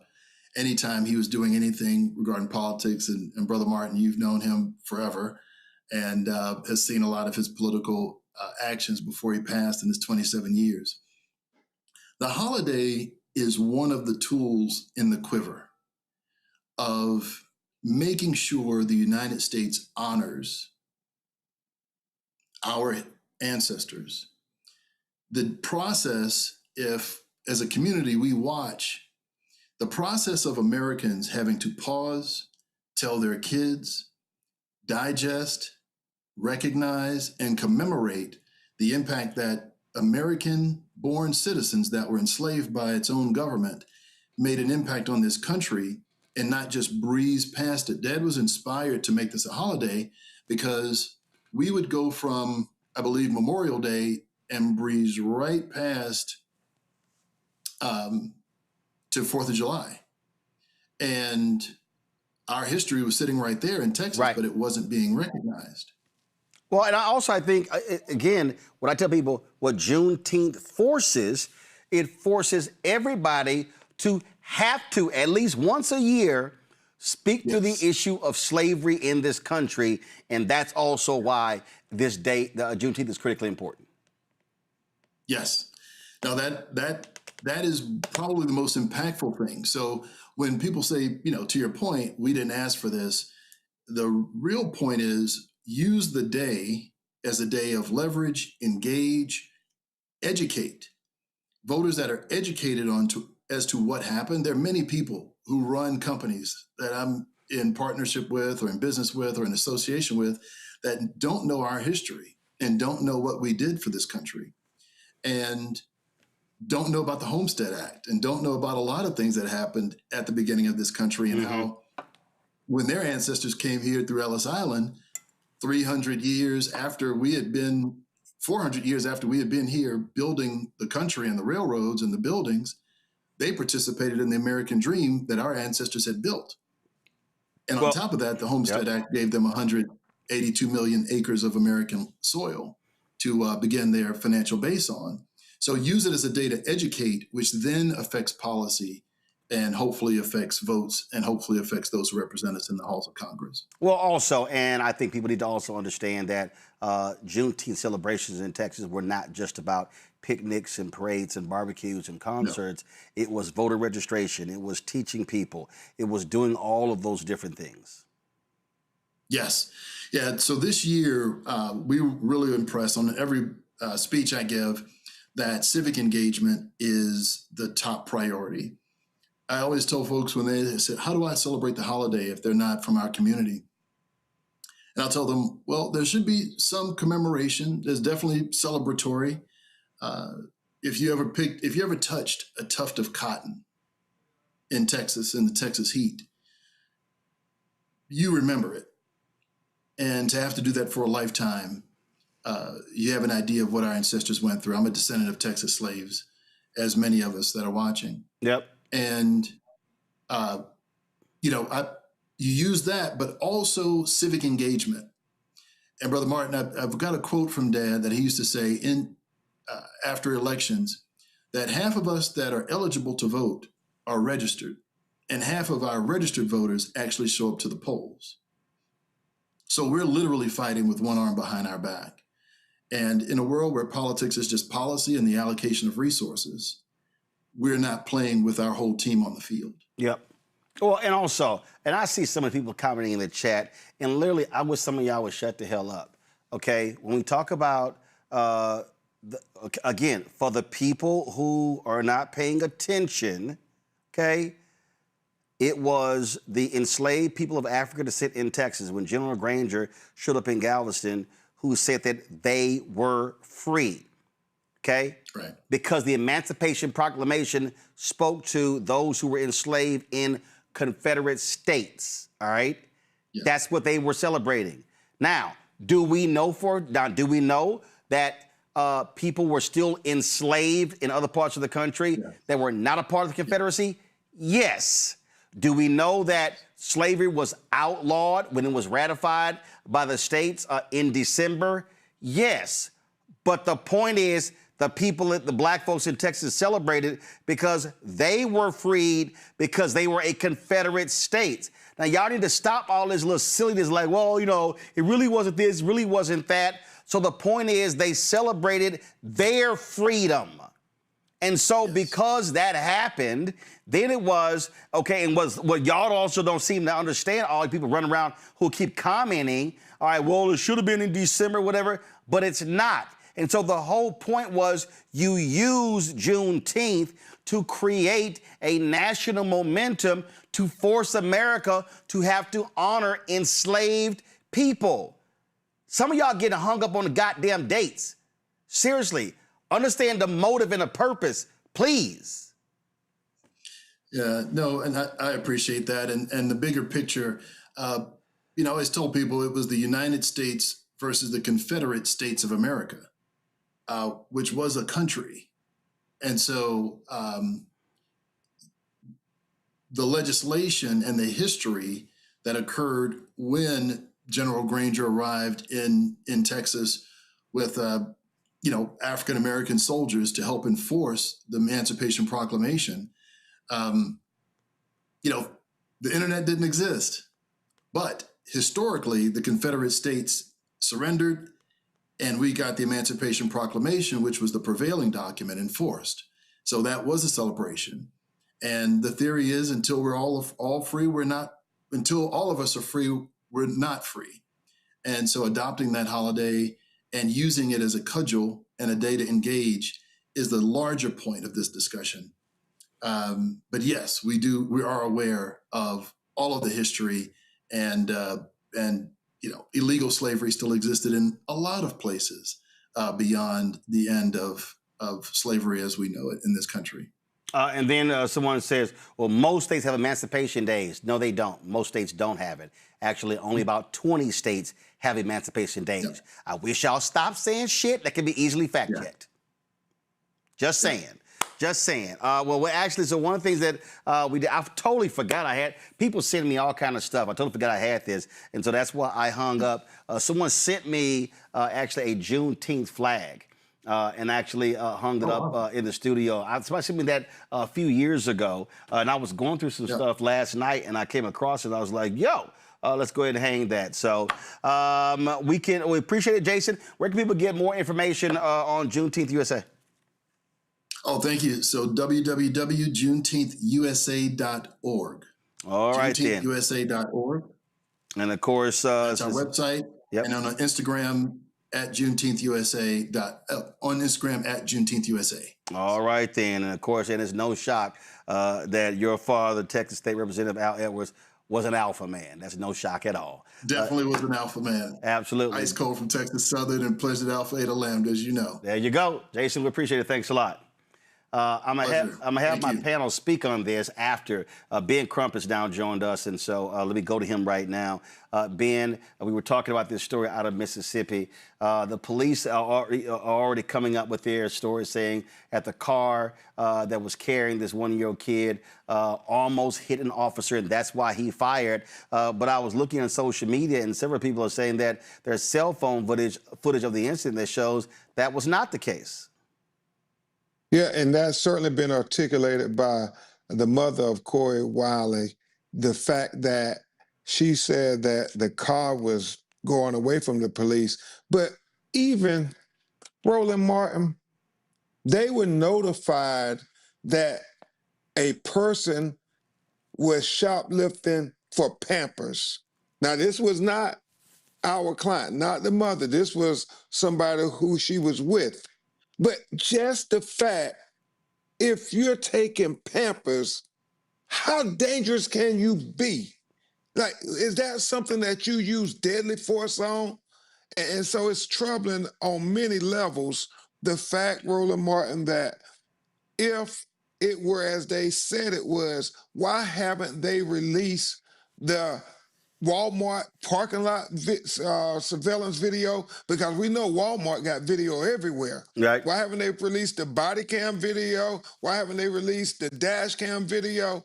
You know, be transparent and show us that your officer had to shoot and kill this one-year-old black baby, because we think it was unjustified, and worst of all, it was broad daylight. It was unnecessary. The lady held the baby up saying that I have a baby in the car, and they shot anyway. I saw one account also that the officers observed two adults leaving with the child out of the store and getting into the car. So if they observed that, they knew that there was a child. Yeah, man, it's so heartbreaking, Roland. Where are we at in America when Pampers, a water bottle, all these, yes, minimal materialistic things end up costing Black life? It cannot be in a humane society where we say you can kill a baby because somebody took a box of Pampers. You can kill a 14-year-old black boy because you believe he took a bottle of water. In this case is so bad when you think about the fact that they were called by Walmart and told that somebody shoplifted Pampers. And I can't even get over that, Roland Martin. It's so heartbreaking that this beautiful baby boy is taken from this world while he's in his mother's hands over a box of Pampers. So you talked about calling for the release. So who now is running this investigation? Is the Mississippi Bureau of Investigation? It is, Roland, and they've released the name of the police officer, and now our office has gotten many calls about where this person they believe used excessive force on other black people. So I think, you know, they're gonna say it was just. Looks like we lost Ben Crump there, so hopefully we'll get him back. Let's go to a. Okay, there he is. Louis, apologize. Okay, all right. Okay. Let's. Go ahead.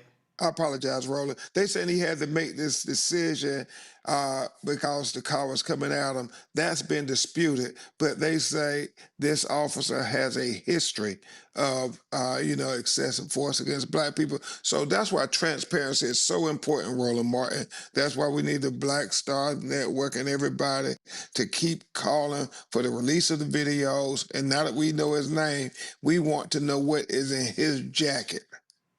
Absolutely. All right, Ben. Always good to see you. Hate under these circumstances. Thank you so much, Roland Martin. Really appreciate you. I appreciate it. Thanks a bunch. Let me go to a quick break. We'll come back with our panel right here, Roland Martin Unfiltered on the Black Star Network.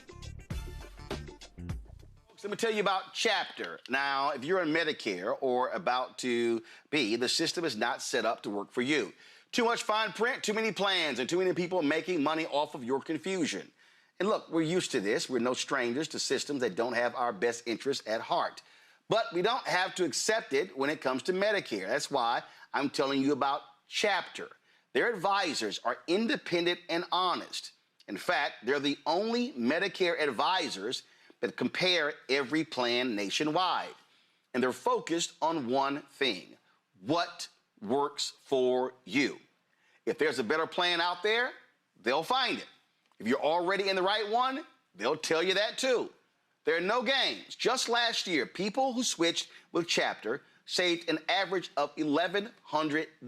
It's 20 minutes and a real person. It's completely free. My parents actually have already called. My mom sent me a text. Folks, give Chapter a call at 724-264-8281, 724-264-8281, and connect with someone you can trust. Folks, these are the kind of services that we need for our audience here at Roland Martin Unfiltered and the Black Star Network. So call Chapter right now, 724-264-8281. My name is Lena Charles, and I'm from Opelousas, Louisiana. Yes, that is Zydeco capital of the world. My name is Margaret Chappelle. I'm from Dallas, Texas, representing the Urban Trivia Game. It's me, Sherry Shepard, and you know what you watch. Roland Martin on Unfiltered. All right, folks, welcome back. We'll go to my panel here. As I was sitting there talking about Juneteenth with Jason, Rebecca, you were shaking your head, and it really does get on my nerves to listen to some people who just complain about everything. And again, having Juneteenth become a federal holiday really does force the entire country to have to, at least once a year, talk about the institution of slavery in the United States. Yes, it's important that we have a marker as a way to have conversations. As an example, if you've been on social media for the last couple of weeks, you see that there's a trend of people saying that they're going to dye their hands an indigo blue in honor of the Gullah Geechee people and some of the people in the lowlands who are descendants of those former enslaved in South Carolina. Here's the thing, is that connected to Juneteenth? No, Is that an actual tradition? That's something that's happened over decades or even centuries? No. But one thing that came out of the discussion online is that in South Carolina, they have their emancipation date. So the purpose of Juneteenth is to be an educational inflection so people can learn more. Because one thing that we understand, especially in this administration, is that there's a real push to remove Black history, to erase the Black people from this country. So that's the point of it. I am a descendant of those who ended slavery in Texas. So my history and connection to Juneteenth is different from other people's history. In fact, my family's town, Pelham, Texas, in 1930, they formed a Juneteenth committee. But even to our guest's point, those early Juneteenth celebrations during Reconstruction was around civic engagement. It was food, it was community, it was people gathering together, it was people honoring ancestors, it was people registering Black men to vote. So all of those things were happening. There were speeches. It was a celebration. It was festive. It was informative.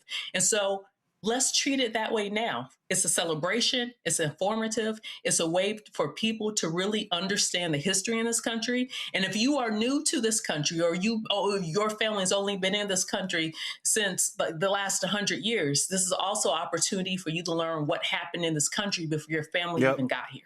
I say this, Robert. I've seen some folks say, well, I ain't know nothing about Juneteenth. We didn't celebrate it. Well, guess what? Now your ass should start learning.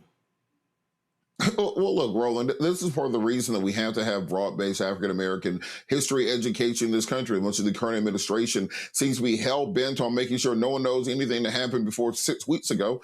It was important for us to go back and learn our own holidays and traditions. We need to know about Juneteenth. We need to know about John Brown. We need to know about Nat Turner. We need to know internationally about Black revolutions. We have to start seeing our history as not being derivative of European history. We have our own independent ethnic identity. We have our own independent social-linguistic traditions. We have our own independent religious traditions. It's important for us to see it that way. And for individuals who are interested in having the conversation about reparations, step one is making the American government admit that they had slaves at one point in time, and then admit that that was a wrong thing to do. Now you have established that there was a wrong that has been executed against a people, and that is step one towards actually pushing towards a real conversation about reparations. So Juneteenth is not the end-all, be-all, but it is the step that we need in the right direction, particularly when it comes to a country that is dedicated to pushing this Black history fairy tale that they push every single year, that everything was fine. We were all on the plantation playing the banjo and nobody was complaining. And then all of a sudden the evil Northerners came and forced Reconstruction on everybody. And now we're all happy under Trump. I mean, if you allow them to rewrite history, that is what they will rewrite it to be. So it's important for us to learn these things, to celebrate our ancestors, to understand we did not get here in a bubble. We came here together, we fight together, and wherever we're going next, we're going to go there together. Joy? The reason they don't want us to know our history, the reason they fight so much against critical race theory or against any factual telling and complete telling of American history is because they know what that telling of history would require. If you have been holding people down, if you built your wealth off of unpaid labor, there's restitution that must be paid. Robert is absolutely correct. It's why why the government of Germany makes sure that no one forgets the Holocaust. If you forget it, and then it didn't happen. We have people in this country right now. Jillian Michaels, I was recalling the stupid comments that she made on that other network where she suggested that slavery was, a good time. We have people out there who genuinely, now she's an idiot, but we have people out there who genuinely might be confused or unsure or unclear because they're not getting the right information.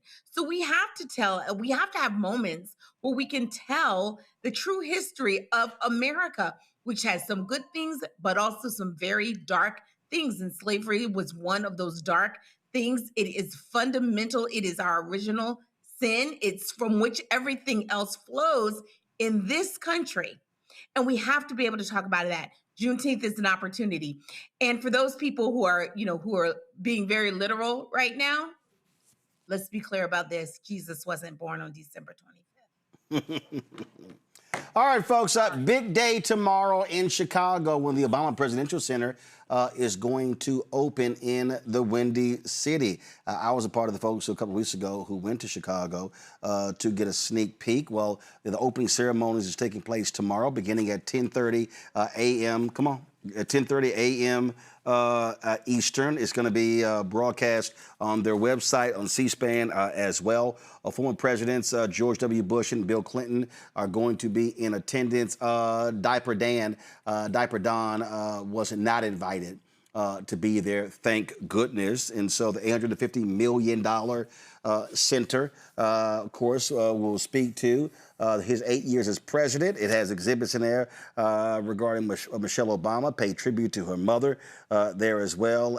And also, it goes beyond just him, but also the history of this country, the history of voting, race, and democracy as well. So it is a lot to see, but it's also a 19-acre campus. They've got on that campus, you're going to see it in a second. They've got a garden on that campus. They've got a playground and also a full court basketball court as well. So it's a whole lot that they have there at the Obama Presidential Center. This, been years in the making. Was supposed to open a few years ago, but they delayed it. Of course, additional funds are raised, things along those lines, and so that's what's going on. And so a big celebration will be taking place tomorrow again in Chicago, the opening of the Presidential Center. Time for Black Star Network headlines. It's been 11 years since 9 black worshipers in Charleston, South Carolina were gunned down by a white supremacist. Reverend Clementa Pickney, Cynthia Hurd, Sharonda Coleman Singleton, Tawanda Sanders, Reverend DePayne Middleton, Dr. Ethel Lance, Reverend Daniel Simmons Sr., Susie Jackson, and Myra Thompson were all murdered during a Bible study at Emmanuel African Methodist Episcopal Church in 2015.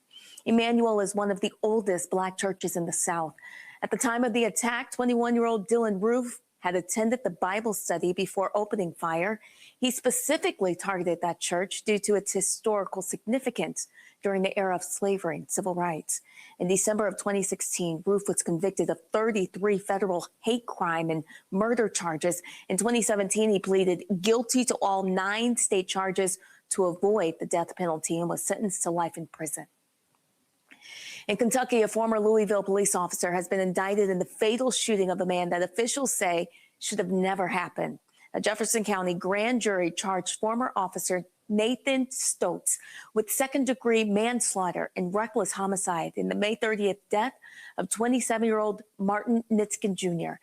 Police say officers were responding to reports that Nitskin had assaulted 3 women and was running through a neighborhood naked. Body camera footage shows that he was standing up in the street and moving towards Stotz, repeatedly ignoring orders to stop. Stolzen fired a single shot, killing him.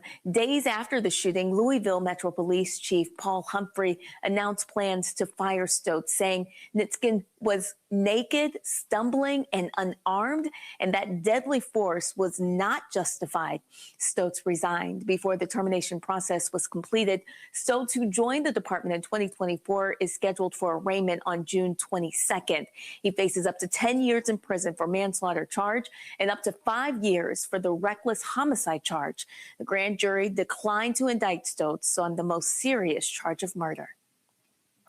A California black man has filed a legal claim alleging that he was viciously beaten by Burbank police officers in a sidewalk encounter that was recorded on body camera video.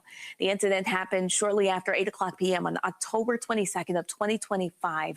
Aaron Robinson said he repeatedly yelled, "I can't breathe," as the officer attempted to subdue him on the sidewalk. In the body camera footage, police are heard saying they're going to use tasers. Robinson said he didn't want to die and mentioned George Floyd's name during the encounter, and they lessened the beating. The Burbank Police Department said that on October 22nd, police were called to the scene after Robinson allegedly obstructed traffic near a busy intersection. They also say he has had multiple encounters with police officers in the past. The Los Angeles County District Attorney's Office independently evaluated the matter and filed criminal charges against Robinson in connection with the incident.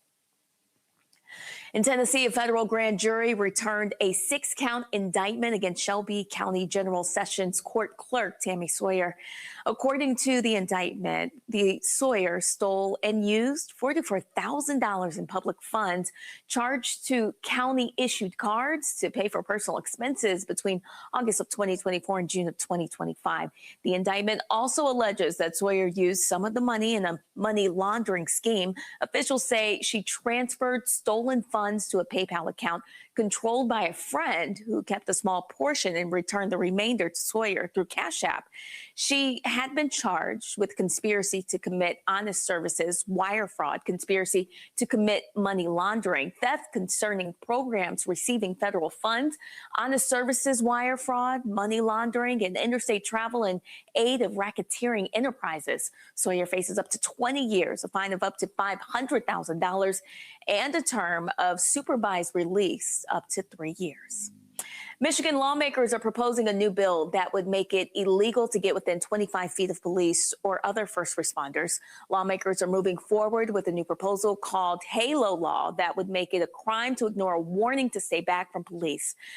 Also from firefighters, EMTs, and other first responders while they're working. Lawmakers say 25 feet is about the right amount of space for first responders during an active scene. A violation could be a 60-day or $500 misdemeanor unless the first responder is injured, in which case it would be a 2-year, $1,000 felony.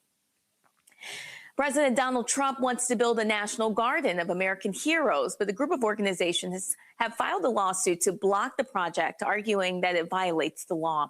The proposed statue garden in West Potomac Park is a space near the National Mall that already includes the Korean War Veterans Memorial, the Jefferson Memorial, the Franklin Delano Roosevelt Memorial, and the Martin Luther King Jr. Memorial. Monday, a coalition of organizations, including the D.C. Preservation League, National Mall Coalition, National Parks Conservation Association, and the Cultural Landscape Foundation, filed a lawsuit to prevent the proposed statue garden in West Potomac Park from proceeding without congressional authorization. West Potomac Park has been listed on the National Register of Historic Places as part of the East and West Potomac Park's historic district since 1973 for its association with the city, beautiful movement, and the cultural landscape. Back to you. All right, Brittany and Shirley, appreciate it. Thanks a lot. Catch the breakdown of Brittany Noble every day, noon Eastern on the Black Star Network. Every day, noon Eastern on the Black Star Network. All right, folks. On Friday, I was in Memphis giving the Juneteenth speech. First of all, you see I'm wearing, this is the one from St. Louis County. When I spoke there last year, they gave me this Juneteenth shirt. I appreciate it. And so when I was speaking in Memphis on Juneteenth for the 33rd annual event they had there, the president of Lemoyne Owen College gave me some gifts. And one of them, they gave me a shirt. He talked about the fact that I gave the commencement speech at Lemoyne Owen. I think it was 2017. This was 9 years ago. But they never sent me the honorary degree they gave me. And so I told them that, so they're going to be sending that to me. We have 5 others in our studio here we'll be listing. And he also gave me a pair of these shoes here. So let me be real clear. Y'all know I don't wear no purple and gold. You ain't going to never see me in purple and gold. Okay, so this is not, it ain't got nothing to do with Omega. These are literally the Lemoyne Owen shoes. They've got a campus map. They got a campus map on this side right here. And then on this shoe right here, they've got 1862. That was a year that they actually started. That's right, 3 years before, 1 year before the Emancipation Proclamation. And so 1862, these are, turn it this way, 1862. So I appreciate that. And so I'm gonna do this here, go turn the lights up over there. So I'm going to, so y'all know, so all in our studio, you can go to that wide shot there, all in our studio, I have different shoes in our studio. That's right, hit the lights on the other side over here. So you see over here in our display, I got these Air Force Ones that I got at the YouTube Black event. I've got these Nike Black History Month shoes. The folks with Georgia Stand Up, I think it's, the New Georgia Project, they had these specialized Pumas of people celebrating here. These are the Colin Kaepernick shoes. And these are my man at Eastside Golf. they had these shoes here based upon, they're called 1961. That was when the PGA Tour got rid of their Caucasian-only rule. And so let me see where I'm going to do these shoes here. You know what? I'm going to do them over here. So know what I'm going to do. I'm going to go ahead and move these books. I'm going to move these books over here for the meantime. And so Nike, y'all ain't cutting us no checks, so y'all going to get demoted. So Nike, y'all, these shoes here going to go down here. And then, so I'm going to put these Lemoyne Orange shoes right next to the football that Grambling University gave me when they won the national championship. So I'm going to put these all on this shelf right here. So there we go. Got those shoes right there. And so, Lemoyne, I appreciate it. I look forward to being back on the campus. And so we'll ask our panel this here. So let me ask Rebecca and Robert and Joy, what y'all got planned for Juneteenth? We are doing a Sinners Murder Mystery Night at our house for Juneteenth. We'll also be... Stop. Hey, hold up. A Sinners Murder Mystery Night. Yeah, we invented a game where one person will be the vampire. Everybody else will try to survive the night. The vampire tries to turn everybody into the vampire. First question, hold up. Are y'all inviting any white people inside? Yes, Richie and Shannon are supposed to show up at midnight and stand outside. I gave them my ukulele already. I told them to work on Pit Poor Richard Clean. I haven't told the black folks yet that they're showing up, so I'll film it and see what happens. Mm-hmm. Okay, all right. Rebecca, what you got? I'm going to be at a community breakfast giveaway Friday morning, and then Saturday I'm going to Juneteenth Gala in North Carolina. Okay, all right then. Joy, what you got? I'm engaging in Black Joy. That's what I'm doing. If I'm going to be honest. You are Black I don't Joy. have anything. Yeah. All that means you ain't doing shit. Just go ahead. Exactly. That's correct. You should just go. People not doing anything is the greatest sometimes thing that we can do for our ancestors. We are their wildest dreams. Oh my God. On Saturday night, I will be going to a comedy show where I'm sure all the things are on the table. We'll be laughing very hard. I mean, just black people. It's a celebration, Roland. She's allowed to celebrate. Black people. That's what Juneteenth celebrations were. Look, y'all Negroes just sit here and just, I'm gonna be celebrating personal black. Just say you ain't doing nothing. I mean, just sitting here. She's celebrating joy. She ain't doing a damn. That counts. She deserves. She ain't doing a damn thing. She deserves. I got questions. Okay. Oh yeah, the menu for the the menu for the barbecue gonna be pulled pork sliders with a slaw vinaigrette slaw, along with many tiny little what's called peach cobblers. We're trying to do era appropriate dishes, along with red beans and rice and collard greens on the side. We're gonna have the little moonshine things in the mason jars. It's gonna be a big production. I'll send pictures. Mm-hmm. I'm surprised y'all not gonna have no damn gun range with your ass. Is around the corners. Governor's Club is right up there at Hiram. That everybody gets here at 6 for that. I just assumed that was assumed. Yeah, I thought so. All right, y'all. I told y'all about what's happening in Georgia Saturday in Harlem. Go to my iPad. When we fight, we win. It's Freedom Summer, Juneteenth week of action. There's the Adam Clayton Powell Jr. State Office Building Plaza. This will be taking place. And so go to freedomsummer2026.com. freedomsummer2026.com. It begins at 1 p.m. So that's taking place on Saturday in Harlem. So y'all look forward to that. All right, folks, before we go, HBO has their documentary, the Questlove documentary on Earth, Wind, and Fire. And a couple of years ago, I sat down with the homies, Ralph Johnson, Verdine White, and Philip Bailey, to talk about them. And so you can go to our YouTube channel. You can see this incredible interview I had with them. We shot this. We were in L.A., and they talked about why they've had such longevity and success. And so here is a part of that interview. Yeah, I think it's every 1 minute and 15, right? 30 seconds or something like that, an Earth, Wind, and Fire tune. Yeah. is being played on the radio on the globe somewhere. So I guess that's 24 hours of Earth Wind on the planet Earth, I guess. That is crazy. That is crazy. It's a good problem to have. Oh yeah, no, it's a good problem to have because it's so many people. I had a discussion the other day, and we were talking about do you want to have that short, massive success, or do you want that long term? And I just still think when you think about Otis Williams, the last survivor of Temptation, and even though he's the last original Temptation, audiences still want to hear that sound. They want to see those steps. When the Queen was alive, Aretha Franklin, when Patti LaBelle performs, and again, folk, they still, to your point, they're remembering where they were. They're remembering how they grew up. It was prom. It was first time they made love. It was whatever. And music is always associated with those hallmarks or those points in our lives. Do you think those days are gone, though? I mean, just in the climate that we're in, because before music took up the space was there for the music to take up so much a part of our lives and stuff, people's lives. Now it's just a real small slice because of everything else, all the other digital inner. No, I think here's the deal. I think out of all the influences, the reality is music is separate and distinct from everything else. Because at the end of the day, it's everywhere. Television is not everywhere.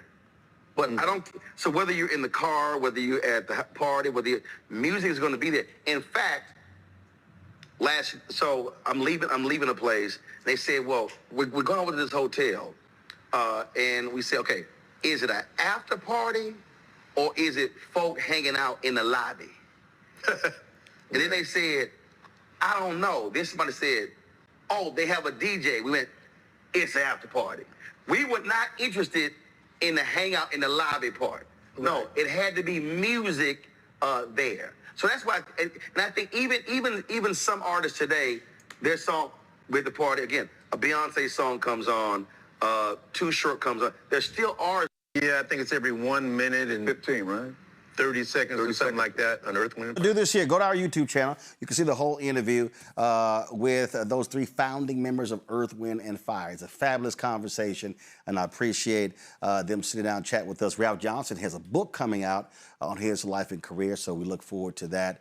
And I was texting all three of them just the other day. They returned from Hawaii back to L.A. And next couple of months, Earth, Wind, and Fire is going to be on tour with Lionel Richie, my alpha brother. So y'all know I'm going to have to go see them in concert.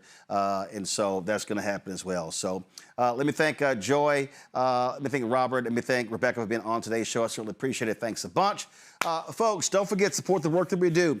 Join our Bring the Funk fan club. Your dollars supports the work that we do. Perfect example, we went to L.A. We did a bunch of interviews with Earth, Wind, and Fire and Malcolm Lee and Mark Curry and so many others.